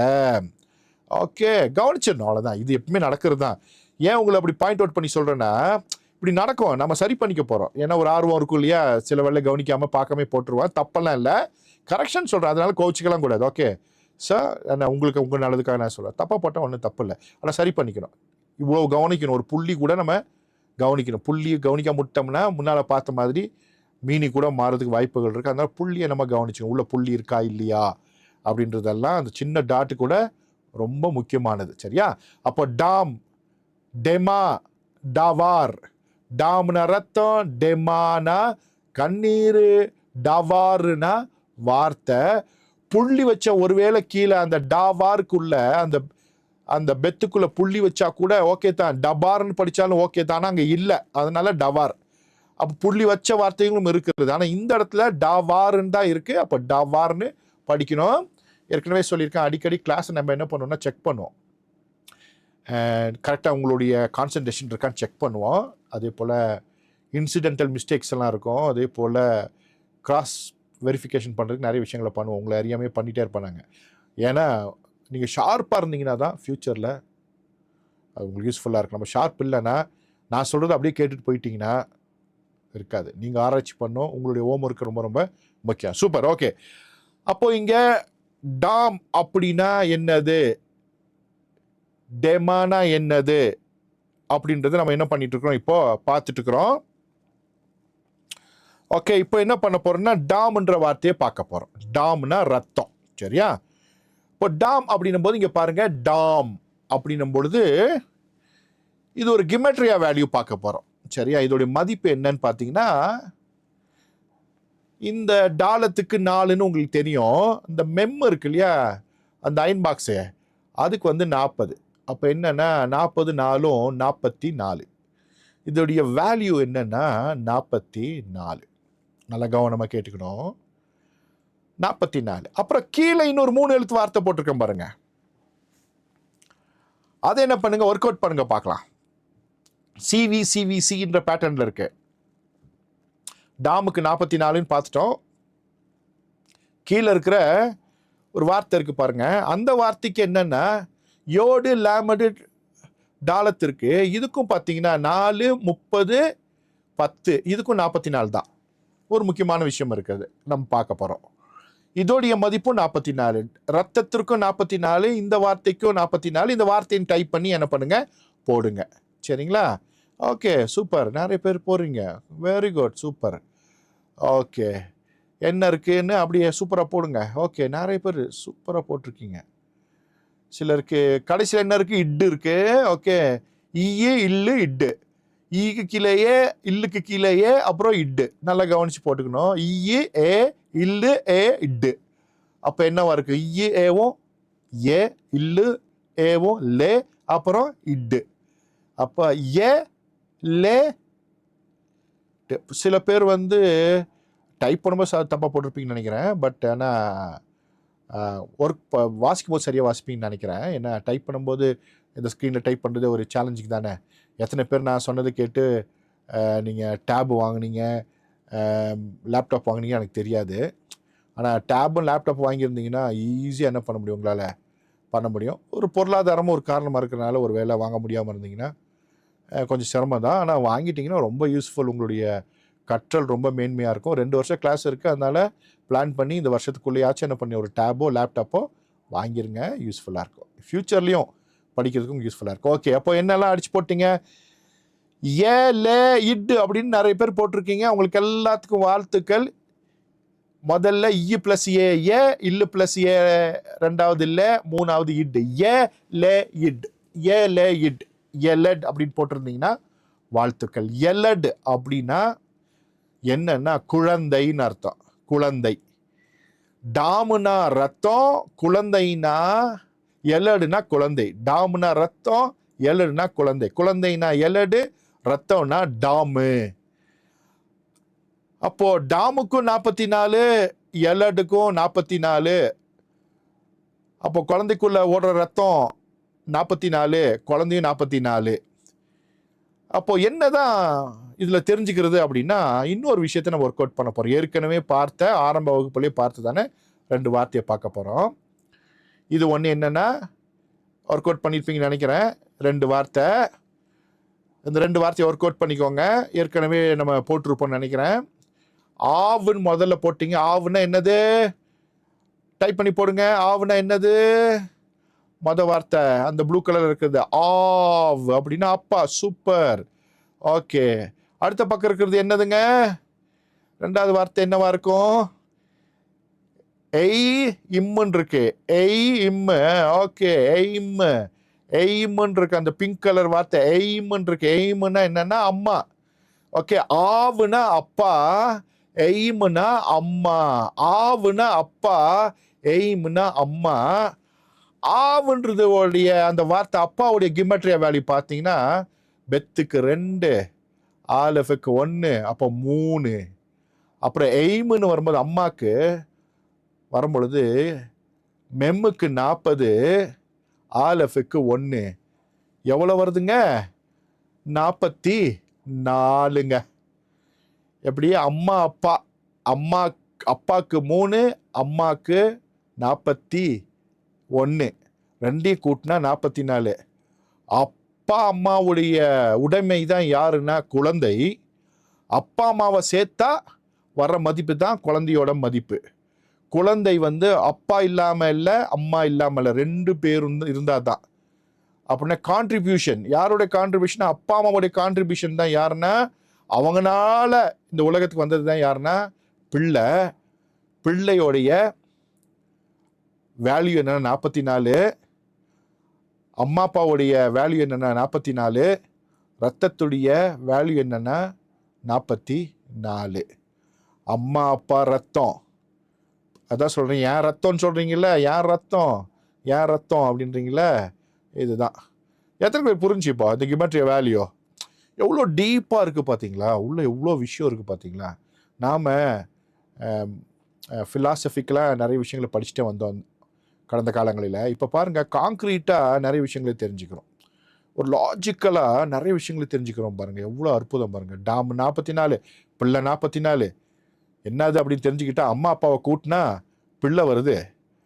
அதுக்குள்ளே ஓடுற ரத்தமும் 44, அப்பாக்குள்ளே ஓடுற ரத்தமும் 44, அம்மாக்குள்ளே ஓடுற ரத்தமும் 44. அப்படின்னா இது என்னமோ ஒரு பெரிய ஒரு மேஜிக் என்ன பண்ணுது உள்ள, ஒரு ரியல் டைம் ஒரு மேஜிக் உள்ளே இருக்குது, ஒரு ட்ரூத் இருக்குது, ஒரு ட்ரூத்தை ஆண்டவர் உள்ள வச்சுருக்காரு. இப்படி ஒரு லாங்குவேஜை உலகத்தில் பார்க்கவே முடியாது. இது ஆண்டருடைய மொழி என்பதற்கு இதுதான். இதை போல் சில விஷயங்கள் ரொம்ப ஆதாரமாக இருக்கும். ஸோ புரிந்து கொண்டவர்கள் பாக்கியவான்கள், புரியாதவர்கள் பரிசுத்த ஆவியானவர் புரிய வைப்பாராக. ஓகே, சரி. இப்போ என்ன பண்ண போகிறோன்னா, அடுத்தது அந்த 3வது வார்த்தை ஒரு 2வது வார்த்தை பார்த்தோம் இல்லையா? 2வது வார்த்தை டேமா, கண்ணீர்னு பார்த்தோம். டேமா, டேமா. இங்கே இந்த ஆயின்ன்ற கடைசி வார்த்தை இருக்கு, கண்ணு. டாமுனா ரத்தம், கடைசியில் கண்ணு. அப்போ டெமா அப்படின்னா என்னன்னா கண்ணீர். அப்படின்னா என்னன்னா கண்ணோட, கண்லேருந்து வர தண்ணி இருக்குல்ல, அது ஆக்சுவலாக என்னன்னா எபிரேய மொழியை பொறுத்தளவுக்கு அது கண்ணோட ரத்தம். என்னது? கண்ணோட ரத்தம். அப்படின்னா என்ன அர்த்தம்னா, ஏன் கண்ணுலேருந்து தண்ணி வரும், கண்ணீர் வரும்னா, அது போராட்டம், கசப்பு, வாழ்க்கையில் நிறைய பிரச்சனைகளை சந்திக்கும் பொழுது, போராடும் பொழுது கண்ணில் இருந்து தண்ணி வரும். அதான் சொல்லுவாங்களே, நான் ரத்த கண்ணீர் வடிக்கிறேன்னு சிலர் சொல்லுவாங்களே. என்னைக்காச்சும் கண்ணீர் ரத்தமாக வருமா? வராது. சரியா? வேர்வை நமக்கு ரத்த வேர்வையாக வந்ததுன்னு வேதவசனத்தில் நமக்கு இப்போ வாசிக்கிறோம். ஆண்டவராகிய இயேசு கிறிஸ்து கெத்செமனேயில் ஜெபிக்கும் பொழுது வேர்வையின் துளிகள் ரத்தத்தின் பெருந்துளிகளாக விழுந்ததுன்னு நம்ம பார்க்குறோம். ஆனால் ரத்த கண்ணீர்னு நமக்கு தெரியாது. ஆனால் சொல்லுவாங்க நிறைய பேர் ரத்த கண்ணீர் வடிக்கிறோம் அப்படின்னும் போது அந்த அளவுக்கு பாடுபடுறாங்க. அப்போ கண்ணீர் அப்படின்னு என்பது என்னன்னா, அது வாழ்க்கையின் துயரத்தை அடையாளப்படுத்துகிறது. அதனால தான் ஆண்டவர் என்ன பண்ணுறாருன்னா, கண்ணீரை துருத்தியில் அடைத்து வைக்கிறாராம். அதெல்லாம் அவர் கணக்கில் வைக்கிறாராம். ஏன்னா அது 44, அந்த 44 கர்த்தருடைய கரங்களில் இருக்கிறது முக்கியமானது. ரத்தம் ஏற்கனவே உங்களுக்கு சொல்லிக் கொடுத்தேன். ஆதாமுன்னா என்னன்னா தேவனுடைய ரத்தம்னு சொல்லிக் கொடுத்தேன். ஞாபகம் இருக்கா? ஞாபகம் இருக்கவங்க கையில் உயர்த்தி காமிங்க. ஆடாம் அப்படின்னும் போது என்ன சொல்லிக் கொடுத்தேன்? தேவனுடைய ரத்தம்னு சொல்லிக் கொடுத்தேன். அப்போது உங்கள் கண்ணீரை கர்த்தர் கண்டிப்பாக என்ன பண்ணணுன்னா கணக்கு வைக்கணும். ஏன்னா அவர் தகப்பன். அந்த தகப்பன் நம்முடைய கண்ணீரை எல்லாம் துருத்தியிலே வைத்திருக்கிறார். ரொம்ப முக்கியமான விஷயம். அதனால் உங்கள் கண்ணீர் ஒருவேளை சாதாரணமாக இருக்கலாம், ஒருவேளை மற்றவங்க பார்வையில் அது உதாசீனப்படுத்தப்படலாம். ஆனால் கர்த்தருடைய பார்வையில் அது கணக்கு வைக்கப்படுகிறது. ஏனென்றால் அது கண்களின் ரத்தம். ஓகே, கண்களின் ரத்தம் ஒரு மனுஷனுடைய பாரத்தை சொல்லுகிறது, அவனுடைய கஷ்டத்தை, அவனுடைய வியாகுலத்தை சொல்லுகின்ற ஒன்று. எனவே இந்த டெமா அப்படின்ற வார்த்தை முக்கியமானது. அது கண்ணீரை அடையாளப்படுத்துகிறது. கண்ணீர் அது கணக்கில் இருக்கிறது. எனவே நீங்கள் வடித்த உங்களுடைய கண்ணீர் ரொம்ப ரொம்ப வேல்யூபிள் ஆனது. கர்த்தர் கண்டிப்பாக அதற்கு நீதி செய்தே தீருவார். ஒருவேளை சில காரியங்களுக்கு இன்னும் உங்களுக்கு பதில் கிடைக்காம இருக்கலாம், வடித்த கண்ணீருக்கு பதில் இல்லாமல் இருக்கலாம். கர்த்தருடைய சன்னிதானத்தில் அதற்கான பதில் இருக்கிறது. ஏன் இதை நான் சொல்கிறேன்னா, வேதாகமத்தில் வாசிக்கும் பொழுது பிள்ளை இல்லாத அன்னாள் தேவாலயத்தில் போய் மனங்கசந்து அழுதாள். அந்த அழுகைக்கான பிரதிபலன் தான் என்னன்னா சாமுவேல் தீர்க்கதரிசி. உங்கள் வாழ்க்கையில் தீர்க்க முடியாத பிரச்சனை இருக்கும் பொழுது நம்ம கல் நெஞ்சக்காரங்களாக இருக்கக்கூடாது. கர்த்தருடைய சன்னிதானத்தில் போய் என்ன பண்ணணும்? ஆளுங்க. நம்ம மற்றவங்க நல்லா அழுதுவோம், நம்மளே நினச்சி அழுகுவோம், மற்றவங்க நினச்சி அழுகுவோம், சந்திக்கிற துன்பத்தை நினச்சி அழுகுவோம். கர்த்தரிடத்தில் போய் அழுக மாட்டோம் பாருங்க. அதுவே நம்ம கல் நெஞ்சத்துக்கு அடையாளம். முதல்ல போய் கர்த்தருடைய சன்னிதானத்தில் அழுங்க. நான் உங்களுக்கு ஒரு ஆலோசனையாக சொல்கிறேன். ஒருவேளை நீங்கள் துன்பமான பாதையில் தீர்க்க முடியாத பிரச்சனைக்குள்ளாக சென்று கொண்டிருக்கிறீர்கள் என்று சொன்னால் கர்த்தருடைய சன்னிதானத்தில் போய் அழுங்க. அந்த கண்ணீர் அவருடைய கணக்கில் வைக்கப்படும், வரவு வைக்கப்படும். வரவு வைத்தால் கர்த்தர் அதற்கு நீதி செய்தே ஆக வேண்டும்.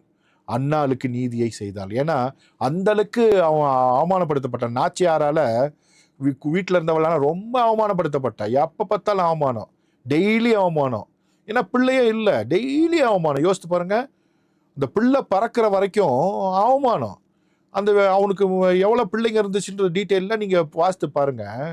அப்போது பிள்ளை இல்லாததுனால அனுதினமும் அழுது கொண்டிருந்தார். பிள்ளை இல்லாததுனால தான் இன்னொரு திருமணத்தையும் அவன் செய்திருப்பான் போல இருக்குது, தெரியல. ஸோ ஒரே வீட்டில் அழுது கொண்டே இருந்தாள். அந்த அழுகை கர்த்தருக்கு முன்பாக இங்கே என்னைக்கு தேவாலயத்தில் வந்து அழுதாலோ அன்றைக்கு அது கணக்கு வைக்கப்பட்டது. வீட்டில் அழுதுருப்பா, தேம்பி அழுதுருப்பா, கர்த்தருக்கு முன்பாக அழுவதற்காகத்தான் தேவாலயத்துக்கு வந்தா.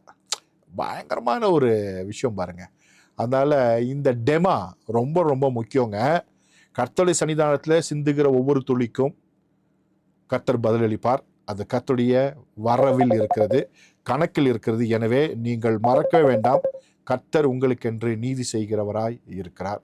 கர்த்தர் கண்டிப்பாக அந்த நீதியை நிறைவேற்றுவார். கர்த்தருடைய ஆசீர்வாதம் உங்களுக்கு நிறைவாய் உண்டாகும். ஸோ டெமா மறக்க முடியாத ஒன்று. அந்த கண்ணீரை கர்த்தருடைய சன்னிதானத்தில் சிந்துங்கள் என்று நான் சொல்கிறேன். மனிதர்களுக்கு முன்பாக சிந்த வேண்டிய அவசியம் இல்லை. இறக்கம் கிடைக்காது. அவங்க கேட்டுட்டு கொஞ்ச நேரம் துக்கப்பட்டுட்டு போயிடுவாங்க. இறங்குகிறவர் கர்த்தர். அதனால் இறங்குகிற கர்த்தருக்கு முன்பாக நாம் அழ வேண்டிய ஒரு காரியம் இருக்கிறது, யாராக இருந்தாலும் சரி. சரியா? ஓகே, ரொம்ப பேச வேண்டிய அவசியம் இல்லை, அது உங்களுக்கு நல்லா புரியும், அறிவாளிகள். அடுத்தது பார்த்தீங்கன்னா டவார் அப்படின்ற வார்த்தையை நம்ம பார்த்தோம். அதை டப்பார்னு கூட படிக்கலாம், புள்ளி வச்சுருந்தா மீனிங் மாறாது. டப்பார்னு படிக்கும்போது ஒரு அரமேய ஒரு மொழிபெயர்ப்பாக அல்லது அரமேயத்தில் இருக்கிற ஒரு வார்த்தையாக அது கருதப்படும். புள்ளி இல்லாமல் தான் இருக்கும். ஸோ புள்ளி இருந்தாலும் ஒன்றும் தப்பு இல்லை, இதில் மீனிங் மாறாது. சில இடங்களில் புள்ளி வரும்பொழுது வேறு வார்த்தைகளுக்கெல்லாம் மீனிங் மாறுறத நம்ம பார்த்துருக்கோம், இருக்கிறது. அதையும் நம்ம வருங்காலில் பார்க்க போகிறோம். இங்கே டவார் அப்படின்னா வார்த்தை, வேர்டு அப்படின்னு அர்த்தம். ஏற்கனவே சொன்னேன். இப்போ கலர் கோடிங் போட்டிருக்கேன். இங்கே பார் அப்படின்ற வார்த்தையை ப்ளூ கலரில் போட்டிருக்கேன். உங்களுக்கு தெரியும் பார்னா என்னதுங்க? குமாரன் இல்லையா? குமாரன். அப்போ டாலத்துனா என்னதுன்னா வாசல். இப்போ டவார் அப்படின்னா என்னன்னா குமாரனுடைய வாசல்னு அர்த்தம்.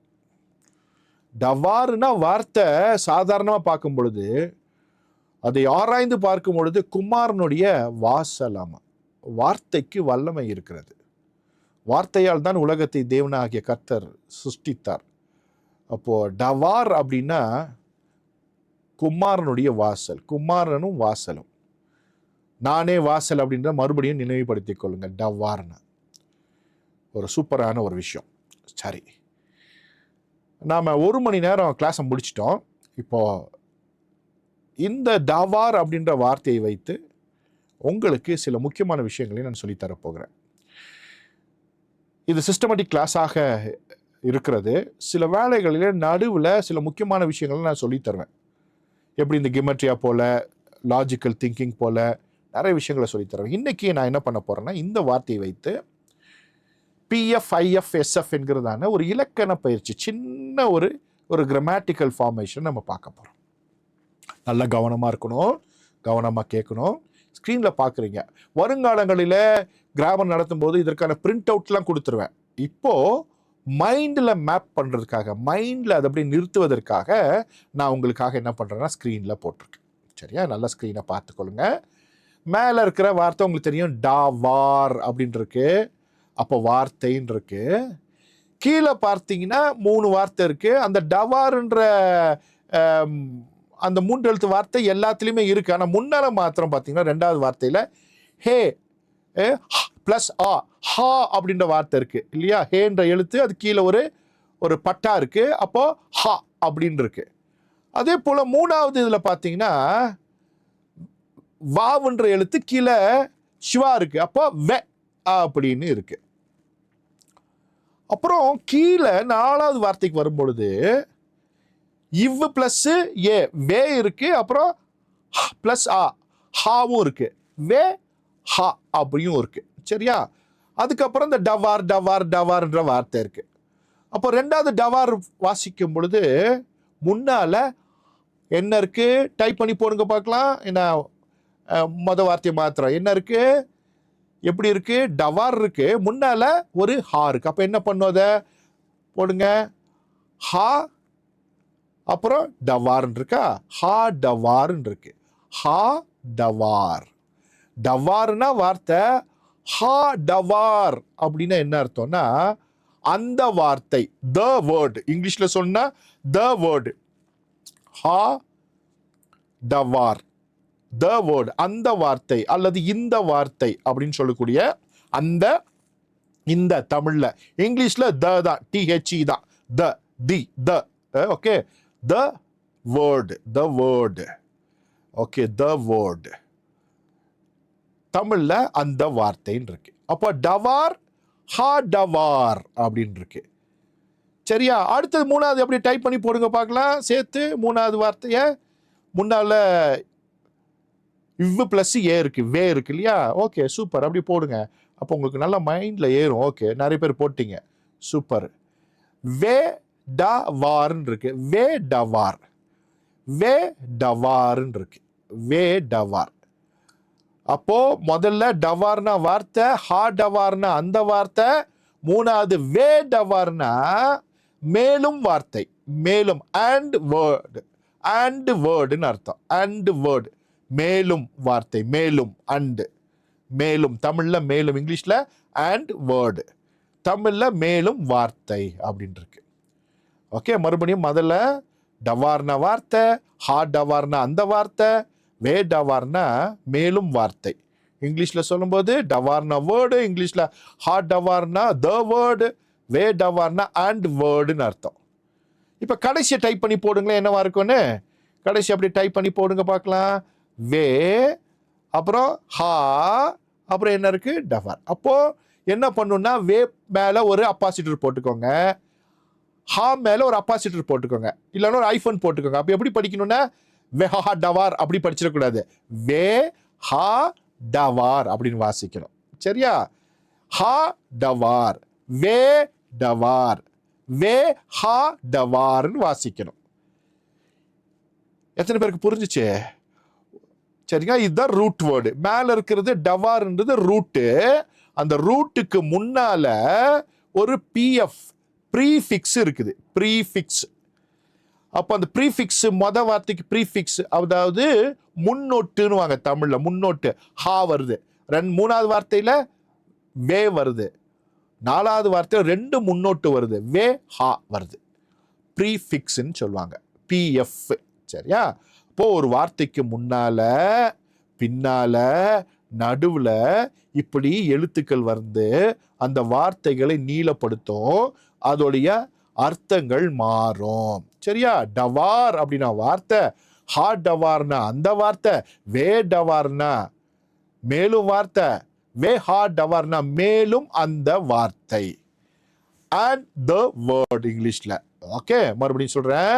டவார் வேர்டு, ஹா டவார் த வேர்டு, வே டவார் அண்ட் வேர்டு, வே ஹா டவார் and the word. Okay okay, மறுபடியும் டவார் வார்த்தை, ஹாடவார் அந்த வார்த்தை, வேடவார் மேலும் வார்த்தை, வேஹாடவார் மேலும் அந்த வார்த்தை. சரியா? சூப்பரா? எத்தனை பேருக்கு புரிஞ்சுப்போ? புரிஞ்சவங்கள கைகளை உயர்த்தி காமிங்க. அறிவாளி பிள்ளைங்க. சரியா? அதனால எப்பொழுதும் உங்களை பாராட்டுறேன். சூப்பர். அப்போ ஒரு டவார்ன்ற வார்த்தையில ஒரு முன்னோட்டு பார்த்துருக்குறோம். ஹாடவார், வேடவார், வேஹாடவார் வார்த்தை, அந்த வார்த்தை, மேலும் வார்த்தை, மேலும் அந்த வார்த்தை, word, the word and word and the word அப்படின்னு பார்க்குறோம். இதுதான் என்னன்னா, ஒரு எழுத்து முன்னால வந்தா பாருங்க எப்படி மாறுது பாருங்க. புரியுதா? புரிஞ்சா உங்களுக்கு? புரியுதா? ஒரு எழுத்து வந்தா என்ன ஆயிருது? அப்படியே மாறுது பாருங்க. அந்த வார்த்தை, மேலும் வார்த்தை, மேலும் அந்த வார்த்தைன்னு மாறுது. சரி, அப்போ இது முக்கியமான ஒரு கிராமட்டிக்கல் அண்டர்ஸ்டாண்டிங், நமக்கு கண்டிப்பா இருக்க வேண்டிய ஒரு அண்டர்ஸ்டாண்டிங். சும்மா கூகுளில் போய் சர்ச் பண்ணி தேடி நிறைய பேர் முட்டாள்தனமா வாழ்க்கையை தொலைச்சிக்கிட்டு ஆண்டரை விட்டு தூரம் போயிடுறாங்க. அரைகுறை அறிவு ஆபத்து. தெளிவா தெரிஞ்சுக்கணும். சரியா? அதான் யெஷுவா உங்களுக்கு சொல்லி தருகிறது. யெஷுவா எப்பொழுதுமே சரியான பாதையில் உங்களை நடத்தும். ஏன்னா தேவனுடைய கிருபையினால இத்தனை ஆண்டுகள் நாங்கள் சரியாய் நடத்தி வந்திருக்கிறோம். இனிமேலும் அதே பாதையில் பயணிக்க நாங்கள் விரும்புகிறோம். கர்த்தர் உதவி செய்வாராக. சரி, இப்போ நம்ம பார்க்குறோம். இது என்ன பண்ணுறோம்? இப்போ உங்களுக்காக கலர் கோடிங் போட்டேன். இப்போ ஈஸியாக பாருங்க. ஹாடவார், வேடவார், வேஹாடவார். இப்போ அந்த ப்ளூ கலர்ல இருக்கிறது என்னது? பிஎஃப். எல்லாமே பிஎஃப் தான். சரியா? நான் கலர் கோடிங் வந்து இங்கே என்ன பண்ணியிருக்கேன், புரிஞ்சுக்காக போட்டிருக்கேன். பிஎஃப்னா ப்ரீஃபிக்ஸ், முன்னொட்டு. தமிழ்ல முன் ஒட்டு. ஒரு வார்த்தைக்கு முன்னால ஒட்ட வைக்கப்பட்டிருக்கிற எழுத்து, இது பேர் முன்னொட்டு. கடைசி வார்த்தையில 2 முன்னொட்டு இருக்கு, 2 ப்ரீஃபிக்ஸ் இருக்கு. சரியா? ப்ரீஃபிக்ஸ்னா முன்னொட்டு. சரியா? மொதல் வார்த்தையில ஒரு முன்னொட்டு, 2வது வார்த்தையில ஒரு முன்னொட்டு, 3வது வார்த்தையில மாத்திரம், அதாவது இந்த வருஷத்துல 4வது வார்த்தை கடைசி வார்த்தையில 2 முன்னொட்டு இருக்கு. ஓகே, ப்ரீஃபிக்ஸ் இருக்கு. ஹாடவார், வேடவார், வேஹாடவார். அந்த வார்த்தை, மேலும் வார்த்தை, மேலும் அந்த வார்த்தை. the word and word and the word. சரி, இப்போ என்ன பண்ண போறோம்னா, ஏற்கனவே நம்ம பார்த்ததான 2 வார்த்தையை நம்ம பார்க்க போறோம். இது நீங்களே என்ன பண்ண போறீங்க? டைப் பண்ணி போட போறீங்க. அப்புறம் மீனிங்கும் நீங்களே என்ன பண்ணிடணும்? டைப் பண்ணி போட்டுக்கணும். சரியா? பாருங்க, இந்த வார்த்தை பரிச்சயமான வார்த்தை தானே. இதை கற்றுருக்குறோமா? நம்ம படித்தோமா? ஆரம்ப வகுப்பில் பார்த்தோமா? இல்லை இந்த வார்த்தை தெரியுமா? தெரியாதா? உங்களுடைய அதில் இருக்கும் இல்லையா? ஓகே, இது நாங்கள் பார்த்துருக்கோம் அப்படின்றவங்களாம் கையில் உயர்த்தி காமிங்க. நீங்கள் சொல்லி கொடுத்துருக்கீங்க அப்படின்னு இருக்கா? Okay, super. ஓகே, இல்லை நான் சொல்லிக் கொடுக்கலன்றவங்க எத்தனை பேர் இருக்கீங்க? கை உயர்த்தி காமிங்க பார்க்கலாம். Okay, right, good. சரி, இப்போ என்ன இருக்குது பார்த்தோம்? ஏலோஹிம், ஏலோஹா, ஏலோஹான்லாம் பார்த்தோம். அழகாக டைப் பண்ணி போடுங்க பார்க்கலாம் 2 வார்த்தையை. அப்படியே டைப் பண்ணி என்ன பண்ணுங்கள், டிரான்ஸ்லிட்ரேஷன் மாத்திரம் போடுங்க. சரியா? தனித்தனியாக போட்டாலும் பரவாயில்ல தான், ஒன்றா போட்டாலும் பரவாயில்ல தான். நான் சொல்கிறது கவனிச்சுக்கணும். சில வேலையில் ஒன்றா போட சொல்லுவேன், சில வேலையில் தனித்தனியாக போட சொல்லுவேன், சில வேலை சிவி பேட்டர்ன் மட்டும் போட சொல்லுவேன். அதை கவனிச்சுக்கணும். சரியா? நான் என்ன சொல்கிறேனோ அதை மாத்திரம் செஞ்சிங்கன்னா போதும். அப்போது ஷார்ப்பாக இருப்பீங்க. வேறு ஒன்றும் இல்லை. ஒவ்வொரு முறையும் நம்ம ஒரே பேட்டர்னை பயன்படுத்த மாட்டோம். ஒவ்வொரு முறையும் மாற்றிட்டே தான் இருப்பேன் நான். சரியா? இந்த முறை தனித்தனியாக போட்டுக்கோங்க. சரியா? மொதல் வார்த்தையை டைப் பண்ணி போடுங்க. அப்புறம் 2வது வார்த்தையை டைப் பண்ணி போடுங்க. சரியா? மொதல் வார்த்தை என்னதுக்கு? ஹா ஏலோஹிம் இருக்கு. அப்போ என்ன அர்த்தம்? ஹா ஏலோஹிம் இருக்கீங்க இல்லையா? இங்கே காமட்ஸ் இருக்கு. அந்த ஹேக்கு கீழே என்ன இருக்கு? பட்டா இல்லை, காமட்ஸ் இருக்கு. ஹா ஏலோஹிம், ஹா எலோஹிம், ஹா எலோஹிம் இருக்கு. அப்பவும் மாறாது தான். அந்த ஹா வந்தாலே முன்னால அந்த, இந்த அப்படின்னு தான் அர்த்தம். த ஏலோஹிம். கீழே வே, இங்கே வந்து செரே இருக்கு. என்னன்னா முன்னால அங்கே சிவா இருந்துச்சு, இந்த வாவு கீழே என்ன இருக்கு? செரே இருக்கு, எய் இருக்கு. அங்க ஏ இருந்துச்சு, சிலபல் பிரேக் இருந்துச்சு. இங்க என்ன இருக்கு? எய் இருக்கு. ஆனா மீனிங் மாறாது. சரியா? ரொம்ப கன்ஃபியூஷனா இருக்கா? புள்ளி வந்தா மீனிங் மாறுதுன்றீங்க, மாறாதுன்றீங்க. அப்படின்னா கொஞ்சம் குழம்புனாதான், குட்டையை குழப்பினாதான் மீனை என்ன பண்ண முடியும்? தெளிவா பிடிக்க முடியும். இப்போ குட்டையை கொஞ்சம் குழப்புறோம். சரியா? வேற ஒன்றும் இல்லை. இந்த குட்டையை குழப்பிட்டா அப்புறம் பிடிச்சிடலாம், கவலைப்படாதீங்க. இப்போ குட்டையை குழப்பி கொண்டு இருக்கிறேன். கன்ஃபியூஷனாக தான் இருக்கும், ஆனால் கவலைப்படாதீங்க. நான் சொல்கிற மாத்திரம் மனதில் வைத்துக்கொள்ளுங்க. எந்த வார்த்தைக்கு முன்னால இந்த வாவுன்ற எழுத்து வந்தா அண்டு, எந்த வார்த்தைக்கு முன்னால ஹான்ற எழுத்து வந்தா த. சரியா? எந்த வார்த்தைக்கு முன்னால ஹான்ற எழுத்து வந்துச்சுன்னா அது என்னது? த, அந்த, இந்த. அதே போல வாவுன்ற எழுத்து ஒரு வார்த்தைக்கு முன்னால வந்துச்சுன்னா அண்டு, மேலும். அவ்வளவுதான். சரியா? அது கீழே இருக்க அந்த உயிரெழுத்தை நம்ம கவனிக்க வேண்டிய அவசியம் இல்லை. ஆனால் அது முக்கியமானதுதான் ப்ரொனன்சியேஷனுக்கு. பட் அந்த உயிரெழுத்துக்கள் என்னவாக வந்தாலும் அதோட மீனிங்கும் மாறாது. சரியா? அப்போ ஒரு இடத்துல மீனிங் மாறுதுன்றீங்க, மாறாதுன்றீங்க. சரி, அப்படியே இருக்கட்டும், நானும் பார்க்குறேன் அப்படி நினச்சிக்கிட்டிங்கன்னா நல்லா பாருங்க, தெளிவாயிருவீங்க. சரியா? ஓகே, ரொம்ப தெளிவாயிருவீங்க, கவலையே படாதீங்க. சரியா? குழப்பங்கள் எப்பொழுதுமே தீர்வுக்கு வழிவகுக்கும். எத்தனை பேர் என் கூட இருக்கீங்க? குழப்பங்கள் எப்பொழுதுமே தீர்வுக்கு வழிவகுக்கும், மறந்துடாதீங்க. சரியா? நான் ஒரு அக்மார்க்கு வாத்தியார், அதனால கண்டிப்பாக நீங்கள் வந்துடுவீங்க. சரியா? குழப்பங்கள் தீர்வுக்கு வழிவகுக்கும். சரி, ஹா ஏலோகிம் வே ஏலோகிம், வே ஏலோகிம். அப்போ அந்த தேவன் மேலும் தேவன் அப்படின்னு இருக்கு. சூப்பராக சொன்னீங்க. இப்போ என்ன பண்ணுறேன், அடுத்தது இதுவும் தெரிஞ்ச வார்த்தை தான், நான் ஆரம்ப வகுப்புலேருந்து சொல்லி தந்துட்டுருக்கேன். இங்கே பாருங்க, கடைசியில் இது எங்கேயாச்சும் படித்த மாதிரி இருக்குது. நம்ம ஆரம்ப கிளாஸில் ஆரம்பத்திலேயே நம்ம ஒரு இன்ட்ரோடக்ஷன் கிளாஸ்க்கு அடுத்த வரலாம் வரும்பொழுது பெத்துன்ற எழுத்துல கூட நம்ம பார்த்தோம் இல்லையா? பெத்துன்ற எழுத்துல பார்த்தோமா? ஆதியிலே உள்ளேன்னு பார்த்தோமா? அப்போ ஒரு வார்த்தைக்கு முன்னால இப்படி ப அப்படின்னு வந்துச்சுன்னா என்னது? இன்னுன்னு அர்த்தம், உள்ளேன்னு அர்த்தம். சரியா? இப்போ பார்த்தீங்களா, கிராமர் உங்களுக்கு புரிஞ்சிருச்சு. சூப்பரா. அப்போ ஒரு வார்த்தைக்கு முன்னால இப்பு பிளஸ் ப அப்படின்னு இருந்துச்சுன்னா கவனிக்கணும். ஓ, கீழே வந்து சிவான்ற எழுத்து இருக்கு, அந்த உயிர் எழுத்து இருக்கு அப்படின்னா என்னது? இன்னு, உள்ளேன்னு அர்த்தம். அப்போ ரேஷித் அப்படின்னா என்னது? ஆதியிலே. பெரேஷித்துனா என்னது? ஆதியிலே உள்ளே. அப்போ பெத்துன்ற எழுத்து பார்க்கும் பொழுது புரியல, ஆனா இப்போ வரும்போது புரிஞ்சிருச்சா? ஓகே, ஈஸி, புரிஞ்சிடும். அங்க ஒன்ன பார்த்தோம், இங்க கிராமர் பார்க்குறோம். அங்க மீனிங் பார்த்தோம், ஆதியிலே உள்ளே, ஆதியிலே வெளியே பார்த்தோம். அப்போ இங்க பாருங்க, ஹா ஏலோகிம் அந்த தேவன், வே ஏலோகிம் மேலும் தேவன், பே ரேஷித் ஆதியிலே உள்ளே. இங்கிலீஷ்ல சொல்றேன்னா ஹா ஏலோகிம் த காட், வே ஏலோகிம் அண்ட் காட், பெரேஷித் in the beginning, in beginning. In the இங்க இல்லை, இங்கிலீஷ் தி இல்லாம இன் பிகினிங் சொல்ல முடியாது, அதனால இன் த பிகினிங். சரியா? இங்கிலீஷ் கிராமர் அப்படி இருக்கனால இன் த பிகினிங். ஆனா இங்க தி இல்லை. சரியா? பே ஹா ரேஷித்துன்னு இல்லை. அப்படி இருந்தா இந்த பிகினிங், அந்த தி இங்க இல்லை, இங்கிலீஷ்ல வேற வழி இல்லை, சொல்லி இன் பிகினிங் சொல்ல முடியாது, இன் த பிகினிங். சரியா? தி வந்து நீங்க என்ன பண்ண, கிராஸ் பண்ணிக்கணும் அதை. சரியா? Okay, super. அந்த தி வந்து இங்க இல்லை, இங்கிலீஷ்ல வேற வழி இல்லை, தி போட்டாதான் அந்த ஃபார்மேஷன் வரும். ஓகே, அப்போ இப்போ என்ன பார்த்துட்டு இருக்கிறோம், பிஎஃப்ல அந்த முன்னோட்டுல ஹா வே ப பெ பார்த்துட்டு இருக்கிறோம். ஹான்ற எழுத்து, வாவுன்ற எழுத்து, பெத்துன்ற எழுத்து முன்னால வரும்போது கவனிக்கணும். இதெல்லாம் கவனிப்பு, கவன குவிப்புக்காக சொல்லி கொண்டிருக்கிறேன். ஏன்னா 10வது வகுப்பு வந்துட்டோம். கவன குவிப்பு, நல்ல கவனமா பார்க்கணும். புள்ளி இருக்கா, புள்ளி இல்லையா, என்னது முன்னால இந்த எழுத்து வந்தா என்ன, பின்னால வந்தா என்ன அப்படின்றதெல்லாம் மைண்ட்ல அப்படியே என்ன பண்ணிக்கணும், ஏற்றிக்கணும். இனி போக போக ரொம்ப லோடு ஜாஸ்தி ஆயிரும். இது கொஞ்சம் மினிமல் லோடு தான், ரொம்ப ஈஸியாக சொல்லி தந்துருக்கிறேன். போகும்போது இந்த லோடை தாங்கிட்டீங்கன்னா இனிமேல் பாரத்தை தலைமையில வச்சிடலாம். 10 டன் லாரி தூக்கி தலைமையில வச்சிடலாம், தூக்கிட்டு ஓடிடுவீங்க. சரியா? அந்த வேதவசனம் சொல்லுகிறது, காலாட்களோட ஓடும் பொழுது உன்னை இழைக்க பண்ணுவார்களானா நீ ரதங்களோடு எப்படி ஓடுவாய்? உங்களையும் என்னையும் கர்த்தர் எலியா போல ரதத்துக்கு முன்னால ஓட அழைச்சிருக்காரு. நாமெல்லாம் ரதத்துக்கு முன்பாக ஓடின பரம்பரைங்க. சரியா? இதெல்லாம் என்னங்க, ஒன்றும் இல்லைங்க. சரியா? ஒன்றும் இல்லை, நத்திங் பிஃபோர் காட். ஓகே, ரதத்துக்கு முன்னால் ஓடின கூட்டம் அல்லவா, அதே கூட்டம் இன்னைக்கு நம்ம ஓட போகிறோம். சரியா? காலாட்கள் கூட இல்லை. எவ்வளோ நாள் காலாட்களோட ஓடிட்டு இருந்தீங்க, அவனை இறக்கி வச்சுட்டாங்க, இப்போ ரதத்தோட ஓட வந்திருக்கீங்க, கண்டிப்பாக ஓடி ஜெயிச்சிருவீங்க. சூப்பர். ஓகே, நம்ம உள்ளே போயிடலாம். இப்போ என்ன பார்த்தோன்னா, இதை பார்த்ததெல்லாம் இப்போ ஒரு ஸ்க்ரீனில் நான் போட போகிறேன். நாம் இது வரைக்கும் பார்த்த இந்த கிராமட்டிக்கல் ஃபார்மேஷனில் பார்த்த விஷயங்களை ஒரு ஸ்க்ரீனில் நான் உங்களுக்காக போட போகிறேன். பாருங்க, இருக்கா?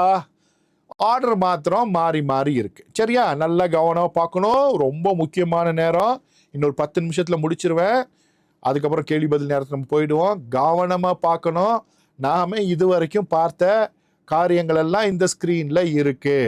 முதல்ல அந்த பெரேஷித் இருக்கு, அதுக்கப்புறம் என்ன இருக்கு? ஹா டவார் இருக்கு. அப்புறம் கீழே வே ஹா டவார் இருக்கு. அடுத்தது கீழே ஹா ஏலோகிம் வே ஏலோகிம் இருக்கு. சரியா? அதில் ஒரு நிக்கூடு பாயிண்ட் பார்த்தீங்கன்னா அது பிங்க்ல விட்டுருப்பேன். இதெல்லாம் கவனிக்கணும்.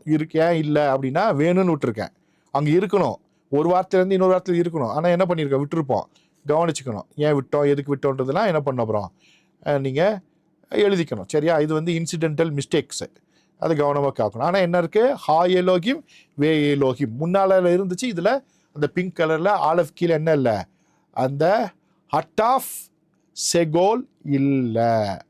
சரியா? ஆனால் இருக்கணும் அங்கே. சரியா? பிரிண்டிங் அதில் டைப் பண்ணும்போது விட்டுட்டேன். சரியா? ஓகே. அப்போது இந்த வார்த்தையெல்லாம் உங்களுக்கு புரிஞ்சிருச்சா? என்னெல்லாம் தெரிஞ்சிருச்சா? ஓகேயா? சூப்பரா? ஓகே. இப்போ என்ன பண்ண போகிறோன்னா, நாம் இன்னொரு முக்கியமான விஷயத்த பண்ண போகிறோம்.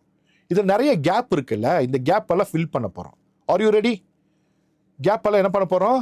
ஃபில் பண்ண போகிறோம். இப்போ என்னெல்லாம் இருக்குது? ஆதியிலே, உள்ளே, அந்த வார்த்தை, மேலும் அந்த வார்த்தை, அந்த ஏலோகிம், அதே போல் என்ன இருக்குது? மேலும் ஏலோகிம் அப்படின்னு இருக்கு. இப்போ என்ன பண்ண போகிறோம்? ஃபுல் பண்ண போகிறோம். ஃபுல் பண்ணுறதுக்கு இப்போ என்ன பண்ணுறோம்? ஒரு வார்த்தையை மாத்திரம் நம்ம எடுக்க போகிறோம். இதை ஒர்க் அவுட் பண்ணுங்க பார்க்கலாம். என்ன இருக்கு? பிளஸ் ஆ, இ பிளஸ் ஆ இருக்கு இல்லையா? பிளஸ் ஆ, இ பிளஸ் ஆ, அப்புறம் சிவி சிவி சி இருக்கு. டைப் பண்ணி போடுங்க பார்க்கலாம். அடிச்சு தட்டுங்க பார்க்கலாம். என்ன போட்டுங்க பார்க்கலாம். Okay, super super super super super. Okay, super. Okay, இப்போ என்ன பண்ணுறோன்னா, அழகா அடிச்சு தள்ளுறீங்க. ஆட்டி பாட்டை கிளப்புறீங்கப்பா. சரி, சூப்பர். இப்போ என்ன பண்ணுறோன்னா, ஹா யா அப்படின்னு போட்டிங்க. ஹா யா, சூப்பர். இந்த ஹாயான்றது பார்த்தீங்கன்னா இன்னும் எங்கெல்லாம் இருக்குன்றதை பார்க்கறதுக்கு முன்னால் இப்போ இங்கே இன்னும் 2 வார்த்தையை பார்க்க போகிறோம். 2 எழுத்து வார்த்தை. ஹாயா பார்த்துட்டீங்க. இப்போ ஒரு ஃபில் இந்த பிளாங்க்ஸ்க்கு வரும். என்ன இருக்குங்க? ஆலஃப் கீழே செரே இருக்கு. அப்போ ஏஇ, அப்புறம் என்ன இருக்கு? இத்து இருக்கு. அப்போ என்னவா இருக்கும்? அந்த 2 வார்த்தை எபிரேய மொழியோட முதல் எழுத்தும் கடைசி எழுத்தும் ஆலஃபும் டவ்வும் இருக்குங்க. சரியா? எபிரேய எழுத்தினுடைய முதல் எழுத்தும் கடைசி எழுத்தான டவ்வும் இங்கே இருக்கு. வாசிக்கும் போது எய்த்து அப்படின்னு வாசிக்கணும். நல்லா அழகாக போட்டிங்க. Eight eighth.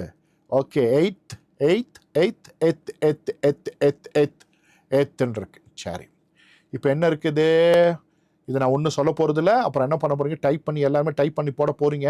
ஸோ கடைசியில் சொல்லும்போது போட்டுக்கோங்க. இப்போ என்ன பண்ண போகிறேன்னா, எய்த்துன்னு அழகாக போட்டுட்டீங்க. அடுத்தது பாருங்க, எங்கெல்லாம் இந்த ஹாயான்ற வார்த்தை இருக்குன்னா இப்போ ஃபில் ஆயிடுச்சு பாருங்க. ஹாயா 3 இடத்துல இருக்குது. சரியா? இப்போ கடைசியாக ஒரு வார்த்தையை பார்க்க போகிறோம். அது மேலே இருக்கிற 3வது வார்த்தையான சகப்பு கலரில் இருக்கிற இந்த 4 எழுத்து வார்த்தை தான். என்னன்னா ஹா டாவார்ன்னு இருக்கு. இப்போ என்ன பண்ணுங்க? ஒர்க் அவுட் பண்ணி முழுசாக என்ன பண்ண போகிறீங்க? டைப் பண்ணி போட போகிறீங்க. சரியா? அழகாக என்ன பண்ண போகிறீங்க? இதை டைப் பண்ணி எல்லாரும் டைப் பண்ணி போடணும். சரியா? ஓகே, நமக்கு ஒரு 4 நிமிஷம் இருக்குது. இந்த 4 நிமிஷத்தில் ஃபுல்லாக இதை ஒரு பேப்பரில் எழுதிட்டு அப்புறம் டைப் பண்ணி ஃபுல்லாக போடணும். சரியா? வலதுபுறத்தில் இடதுபுறமாக வாசிக்கக்கூடிய மொழி. அப்போ எங்கே இருந்தோன்னா பெரேஷித்தில் வரணும், அப்புறம் ஹாயா வரணும், அப்புறம் ஹா டபார் இருக்குது, அதுக்கப்புறம் வே ஹா டவார் இருக்குது, அப்புறம் ஹாயா இருக்குது. அப்படியே என்ன பண்ணோம்? ஒர்க் அவுட் பண்ணி கரெக்டாக புத்திசாலித்தனமாக இது முழுமையாக எழுதி போடுங்க. சரியா? டைம் எடுத்துக்கொள்ளுங்க. ஓகே, சூப்பராக என்ன பண்ணுங்கள்? ஒர்க் அவுட் பண்ணுங்கள். அப்புறம் எல்லாத்தையும் சொல்ல வைக்க போகிறேன். ஒருத்தரையாக கூப்பிட்டு நான் சொல்ல வைக்க போகிறேன். இன்றைக்கி அதுதான் நம்முடைய முக்கியமான விஷயம். ஸோ சொல்ல வைக்க போகிறேன். ஈஸ்டர் ராஜ் போட்டிருக்கிறாரு, அப்புறம் பிரவீன் குமார், அப்புறம் மனோஜ் குமார், பூர்ணிமா, அப்புறம் ஓகே ஜெயமேரி. ஓகே, ஃபுல்லாக போடணும்னு சொல்லியிருந்தேன். ஓகே, ஜோஷுவா, ஜவர் ஜோஷுவா போட்டார். சந்தோஷ், சதீஷ், ஓகே சதீஷ். அப்புறம் Gerald Kumar, okay right. Jacob, Jeevanandhini, okay. யஷ்வா, ஜெனிஃபர், ஓகே சூப்பர். அப்படியெல்லாம் டைப் பண்ணி போட்டே இருங்க. சதீஷ் சுப்ரமணியம் போட்டார். இப்போ ஜேக்கப் வந்து ஒரு 2-3 தான் போட்டு ஃபுல்லாக டைப் பண்ணி போடுங்க ஜேக்கப். ஓகே. Jennifer okay. அப்புறம் ஜீவநந்தினி ஓகே. அடுத்தது மற்றவங்களாம் அப்படியே டைப் பண்ணி போடுங்க. சரியா? டைப் பண்ணி போட முடியாதவங்க அப்புறம் பேசலாம், நீங்கள் வந்து சொல்லலாம். சரியா? நான் சொல்லும்பொழுது அதை நீங்கள் சொல்லலாம். ஓகே, அது வரைக்கும் ஒர்க் அவுட் பண்ணிக்கோங்க, ஒர்க் அவுட் பண்ணுங்க. Okay. Jhansi Rani, okay. Arun, okay right. Balaguru, okay right. Godwin Frank அப்படியே பறக்குது இப்போ. Super. Victor, okay right. Super super super. நிறைய பேர் டைப் பண்ணி போட்டே இருக்கீங்க.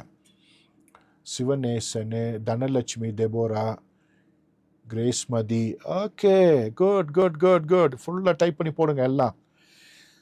பயங்கரமாக ஆயிட்டீங்கப்பா, பயங்கரமான இபிரைய புலி ஆயிட்டீங்க. 10வது கிளாஸில் இப்படி அடிச்சிங்கன்னா மற்றவங்களாம் பயப்பட மாட்டாங்க. சா, அடிச்சு தள்ளுறீங்க. சரியா? நான் கேட்டது மட்டும் செய்யணும். நான் எப்பவுமே ஒரு விஷயம் சொல்லுவேன், நம்ம கிளாஸில் அந்த அதிக பிரசங்கித்தனம்லாம் பண்ணவே கூடாது. அந்த வார்த்தையை பயன்படுத்திக்க நம்ம மன்னிச்சுக்கணும். ஏன்னா நான் சொல்கிறது மாத்திரம் டைப் பண்ணி போடணும். உங்களுக்கு நிறைய அறிவு இருக்கலாம், அந்த அறிவெல்லாம் இங்கே ஷோ பண்ணுறதுக்கு நேரம் இல்லை. கற்றுக்க வந்திருக்கிறோம். இங்கே எல்லாருமே எனக்கு முக்கியம். பாருங்கள், ரொம்ப கஷ்டப்பட்டு படிக்கிறாங்க பாருங்கள், அவங்க எனக்கு ரொம்ப ரொம்ப முக்கியம். இப்போ தான் தப்பு தப்பாக எழுதுறாங்க பாருங்கள், அவங்க எனக்கு ரொம்ப ரொம்ப முக்கியம். ஏன்னா அவங்க காசு கட்டி நேரத்துக்கு செலவழித்து படிக்க வராங்க. நான் எல்லாத்துக்கும் வாத்தியார். ரொம்ப சூப்பராக படிக்கிறவங்களுக்கு மாத்திரம் வாத்தியார் இல்லை, ரொம்ப கஷ்டப்பட்டு படிக்கிறவங்களுக்கு நான் வாத்தியார். அதனால் நான் சொல்கிறத மாத்திரம் செய்யணும். வேணான விஷயங்களெல்லாம் டைப் பண்ணி போடக்கூடாது. அது அக்செப்டபிள் கிடையாது. நான் சொன்னால் போடணும், நான் சொல்கிறது மாத்திரம் செய்யணும். இனிமேல் சிலர் வந்து நான் சொல்கிறத தவிர மற்ற விஷயங்கள்லாம் செய்கிறீங்க. கிளாஸை பொறுத்தளவுக்கு நான் என்ன சொல்கிறேன்னா அதை மாத்திரம் தான் நீங்கள் செய்யணும். அப்போ தான் நீங்கள் கற்றுக்குவீங்க. It is a discipline. Okay. So நாம் எங்கே போனாலும் அந்த டிசிப்ளினை ஃபாலோ பண்ணணும். நான் சொல்கிறது மாத்திரம் செஞ்சிங்கன்னா போதும். சரியா?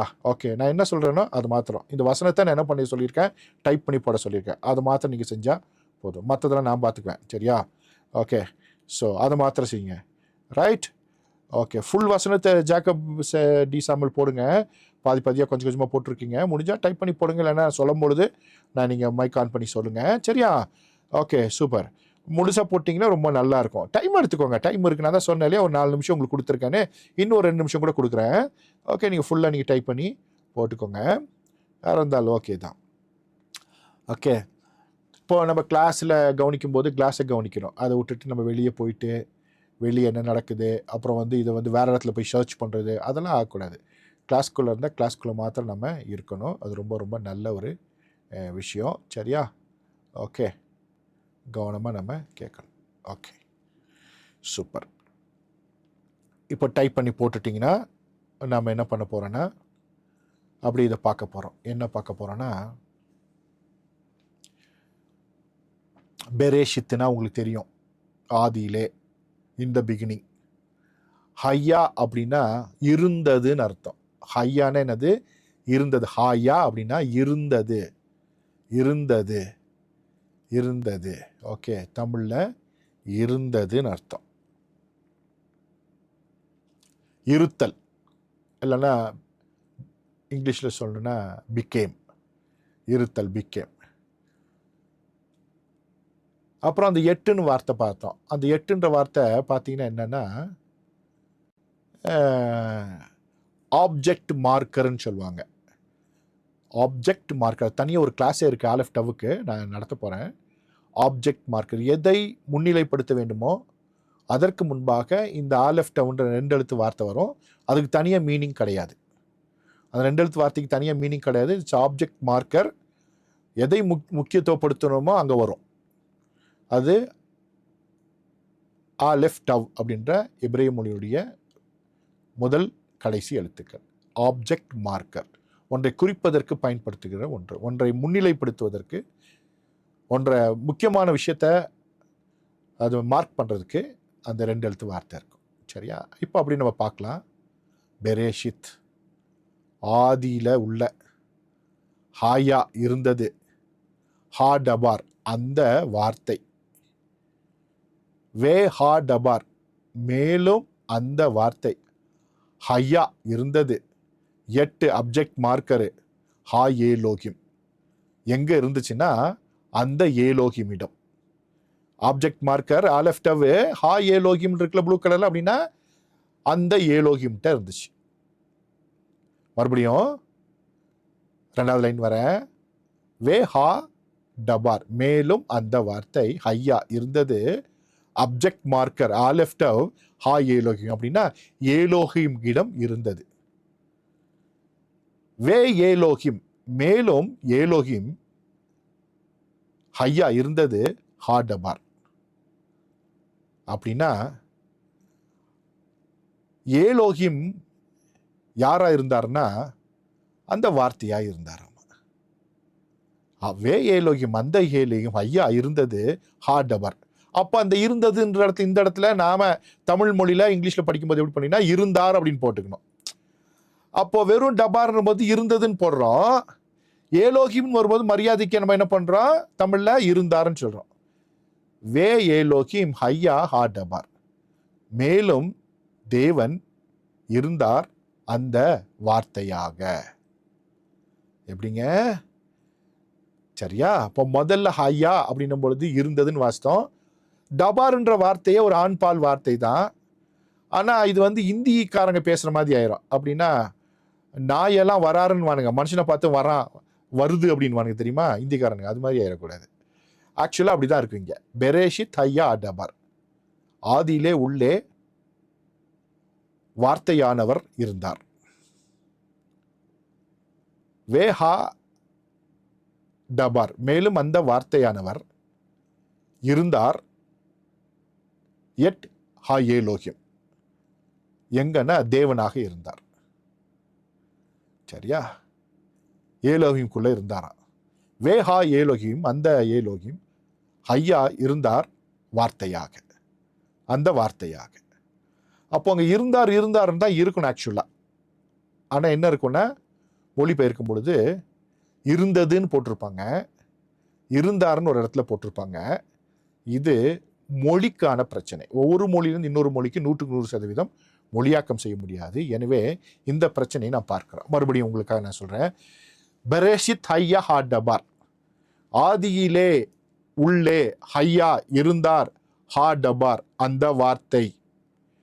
அப்ப இருந்தார் அந்த வார்த்தையானவர்னு போட்டுக்கோங்க. சரியா? சரியான மொழிபெயர்ப்பு பெரேஷித் ஹையா ஹா டபார் ஆதியிலே இருந்தார் அந்த வார்த்தையானவர். அடுத்தது 2வது லைன், வே ஹா டபார் மேலும் அந்த வார்த்தையானவர், ஹையா இருந்தார், எட் ஹா ஏலோகிம் அந்த தேவனோடு. அதாவது 2வது வே ஹா டபார் மேலும் அந்த வார்த்தையானவர் இருந்தார், எட் ஹா ஏலோகிம் ஏலோகிமோடு இருந்தார், மேலும் அந்த வார்த்தையானவர் தேவனோடு இருந்தார். வேஹா ஏலோகிம், அடுத்தது அந்த பிங்க் கலர்ல வேஹா ஏலோகிம் மேலும் தேவன், ஹையா ஹா டபார் அப்படின்னு என்ன, அந்த வார்த்தையானவராக இருந்தார். ஹையா இருந்தார், ஹா டபார் அந்த வார்த்தையானவர். எத்தனை பேருக்கு புரிஞ்சிச்சு? புரிஞ்சவங்களாம் அப்படியே கரங்களை உயர்த்தி காமிங்க. ரொம்ப கன்ஃபியூஷனா இருக்குதா? ஆமா, என்ன இருக்கு? மறுபடியும் மேல இருந்து வாசிக்க போறேன். பெரேஷித் ஹையா ஹா டபார் மொத வார்த்தை, ஆதியிலே உள்ளே இருந்தார் அந்த வார்த்தையானவர். In the beginning was the word. ஆனா தமிழ்ல இங்கிலீஷ்ல வேர்டுன்னு போடுறோம். ஆனா ஆக்சுவலி இந்த வேர்டு என்னன்னா it's a personality, it is a person. அது ஒரு வார்த்தை என்பது வார்த்தை என்ற ஒரு அக்ரிணை அல்ல, நியூட்ரல் ஜெண்டர்ல அது மேஸ்குலின் ஜெண்டர். இந்த டபார் என்ற வார்த்தை இருக்கு இல்லையா, அது மேஸ்குலின் ஜெண்டர், ஆண்பால் ஒருமை. ஆண்பால் டபார்னு வாஸ்தவல அந்த வார்த்தை என்னங்க, ஆண்பால் ஒருமை, மேஸ்குலின் சிங்குலர். சரியா? ஓகே.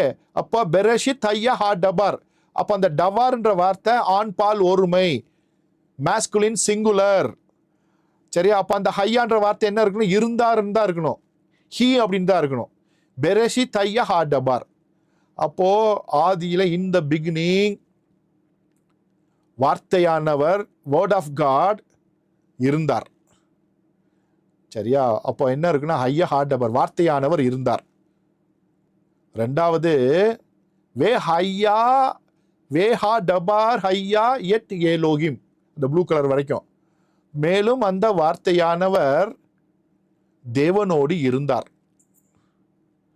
அடுத்தது பிங்க் கலர்ல இருந்து ஆரம்பிக்கிற வே ஏலோகிம், மேலும் தேவன் ஹையா இருந்தார், ஹா டபார் அந்த வார்த்தையானவராக. அப்போ இந்த டவார் என்ற வார்த்தை ஒரு மாஸ்குலின் சிங்குலர், ஆண்பால் பன்மை. அப்போ நாம நம்முடைய ஒளியில வாசிக்கும் போது எப்படி வாசிக்கிறோம்னா, ஆதியிலே வார்த்தை இருந்தது, அந்த வார்த்தை தேவனிடத்தில் இருந்தது, அந்த வார்த்தை தேவனாய் இருந்ததுன்னு தமிழ்ல படிக்கிறோம். In the beginning was the word, அந்த வேர்ட் வாஸ் வித் காட், அந்த வேர்ட் வாஸ் காட்னு இங்கிலீஷ்ல படிக்கிறோம். ஆக்சுவலா தமிழ்ல இருக்கிற மாதிரியும் இங்கிலீஷ்ல இருக்கிற மாதிரியும் எபிரேய மொழியில இல்லை. அங்க வார்த்தையானவர் அப்படின்ற ஒரு முக்கியமான ஒரு சொல்லாடல் இருக்கு. அதனால தான் வெளிப்படுத்துற விஷயத்துல வாசிக்கும் போது அங்க என்ன இருக்கும்? அவருடைய நாமம் என்னவாமா? வார்த்தை, வார்த்தையானவர். அவரோட நாமம் என்னவாமா? வார்த்தையானவராமா. He became word of God. வெளிப்படுத்தும் விஷயத்துல வார்த்தையானவர் என்ற நாமம் இயேசு கிறிஸ்துக்கு கொடுக்கப்பட்டிருக்கிறது. வார்த்தையானவர் இன்னைக்கு போய் வாசிக்கிறீங்க, எல்லாம் போய் வெளிப்படுத்தும் விஷயத்துல வார்த்தையானவரை குறித்து வாசிக்கிறீங்க. அப்ப இங்க வாசிக்கும் போது ரொம்ப மீனிங்ஃபுல்லா இருக்கும். ஆதியிலே உள்ளே வார்த்தையானவர் இருந்தார், மேலும் அந்த வார்த்தையானவர் தேவனோடு இருந்தார், மேலும் தேவனானவர் அந்த வார்த்தையாக இருந்தார். சரியா? மறுபடியும் பெரேஷித் ஹையா ஹா டபார், ஆதியின் உள்ளே வார்த்தையானவர் இருந்தார், வே ஹா டபார் ஹையா எட் ஹா ஏலோகிம், மேலும் அந்த வார்த்தையானவர் தேவனோடு இருந்தார், அந்த தேவனோடு இருந்தார். மூன்றாவது வே ஹா ஏலோகிம் ஹையா ஹா டபார், மேலும் ஏலோகிம் அந்த வார்த்தையானவராக இருந்தார். இப்படி இந்த மொழிபெயர்ப்பு சொல்லுகிறது. இப்படி வாசித்துட்டோம்னா இது புரிந்து கொள்வதற்கான மொழிபெயர்ப்பு, எழுதப்படுவதற்கான மொழிபெயர்ப்பு அல்ல. நல்ல கவனமா கேட்கணும். இது இப்படி எழுதி வச்சிங்கன்னா பல பிரச்சனைகளுக்கு இது வழிவகுக்கும். ஏன்னா கிராமர் என்கிறதான இந்த இலக்கணம் என்பது, இலக்கணம் மூலமாக மொழியை கற்றுக்கொள்கிறவர்களுக்கு இது இடரலா இருக்கும். ஏன்னா தமிழ் இலக்கணம் வேறு, அதே போல இங்கிலீஷோடைய கிராமர் வேறு, எபிரேய மொழியினுடைய கிரேக்கு அதோடைய கிராமர் வேறு, அதனுடைய கிராமரு வேறு, அது வேற லெவலு.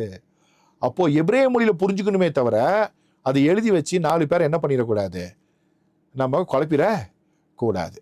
இது புரிந்து கொள்ள வேண்டிய ஒரு விஷயம். எத்தனை பேருக்கு புரிஞ்சிச்சு நம்ம ஆண்டவர் எப்படிப்பட்டவர்? இப்போ அவர் வார்த்தையானவர், ஆதியிலே வார்த்தையானவர் இருந்தார், அந்த வார்த்தையானவர் தேவனோடு இருந்தார், மேலும் அந்த வார்த்தையானவர் தேவனாய் இருந்தார்.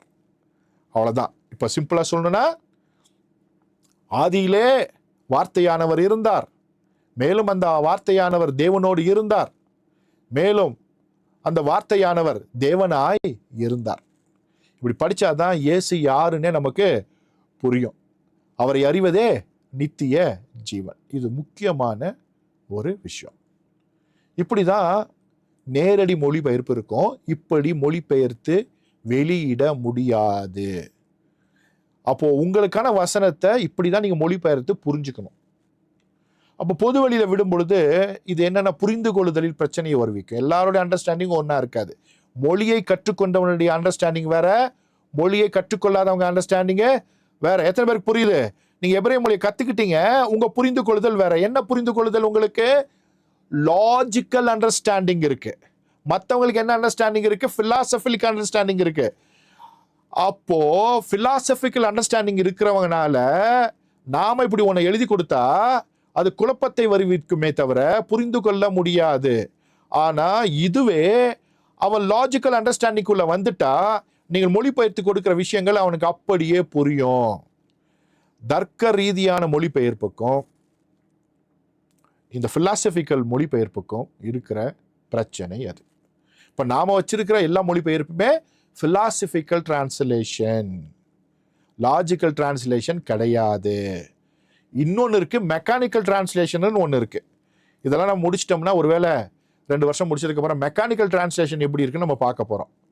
அது இன்னும் ரொம்ப அட்டகாசமான ஒரு விஷயம், இன்னும் நிறைய விஷயங்களை புரிய வைக்கும். இப்போ நம்ம தர்க்க ரீதியாக ஒரு வசனத்தை மொழிபெயர்த்தோம். அது நீங்களே என்ன பண்ணீங்க, நிறைய விஷயத்தை புரிஞ்சுக்கிட்டீங்க, அழகா சொன்னீங்க, ரொம்ப சூப்பராக இருந்துச்சு. கர்த்தர் உங்களை யாவரையும் ஆசீர்வதிப்பாராக. ஸோ இப்போ நம்ம அதனால என்ன பண்றோம்னா, எல்லாருக்கும் புரியும்படியா நம்ம மொழிபெயர்த்துட்டோம். எப்படி பெயர்த்துட்டோம்னா, ஆதியிலே வார்த்தை இருந்தது, மேலும் அந்த வார்த்தை தேவனிடத்தில் இருந்தது, மேலும் தேவன் அந்த வார்த்தையாக இருந்தார். In the beginning was the word and the word was with God and God was the word. அப்ப நம்ம பைபிள் எப்படி இருக்கு, ஆதியிலே வார்த்தை இருந்தது, அந்த வார்த்தை தேவனிடத்தில் இருந்தது, அந்த வார்த்தை தேவனாய் இருந்தது. In the beginning was the word and the word was with God and the word was God. ஏற்கனவே இருக்க டிரான்ஸ்லேஷன். இப்போ நாம கொஞ்சம் மாடிஃபிகேஷன் பண்ணி மேலே என்ன பண்ணியிருக்கோம், போட்டிருக்கோம். ஆனால் இதுக்கு முன்னால நாம பார்த்தது ரியல் டிரான்ஸ்லேஷன், தர்க்க ரீதியான புரிந்து கொள்ளுதலுக்கான ரியல் டிரான்ஸ்லேஷன். அங்க என்ன இருக்கு, வார்த்தையானவர் அப்படின்னு தான் படிக்க வேண்டியதா இருக்கும். அப்போ இந்த அளவிற்கு நாம் வேதத்தை அலசி ஆராய்ந்து தெரிந்து கொண்டால் எப்படி இருக்குன்றத கற்பனை பண்ணி பாருங்க. அந்த கற்பனை உங்கள் வாழ்க்கையில் மிகப்பெரிய மாற்றத்தை உண்டு பண்ணும். அந்த கற்பனை ரியல் லைஃப்பில் உங்களை அவ்விதமான அறிவாளிகளாக, கர்த்தருக்குள் அறிவாளிகளாக, கர்த்தருக்கென்ற அறிவாளிகளாக, ஞானவான்களாக மாற்றும். இதில் எந்த விதமான சந்தேகமும் இல்லை. கர்த்தர் உங்களை யாவரையும் ஆசீர்வதிப்பாராக.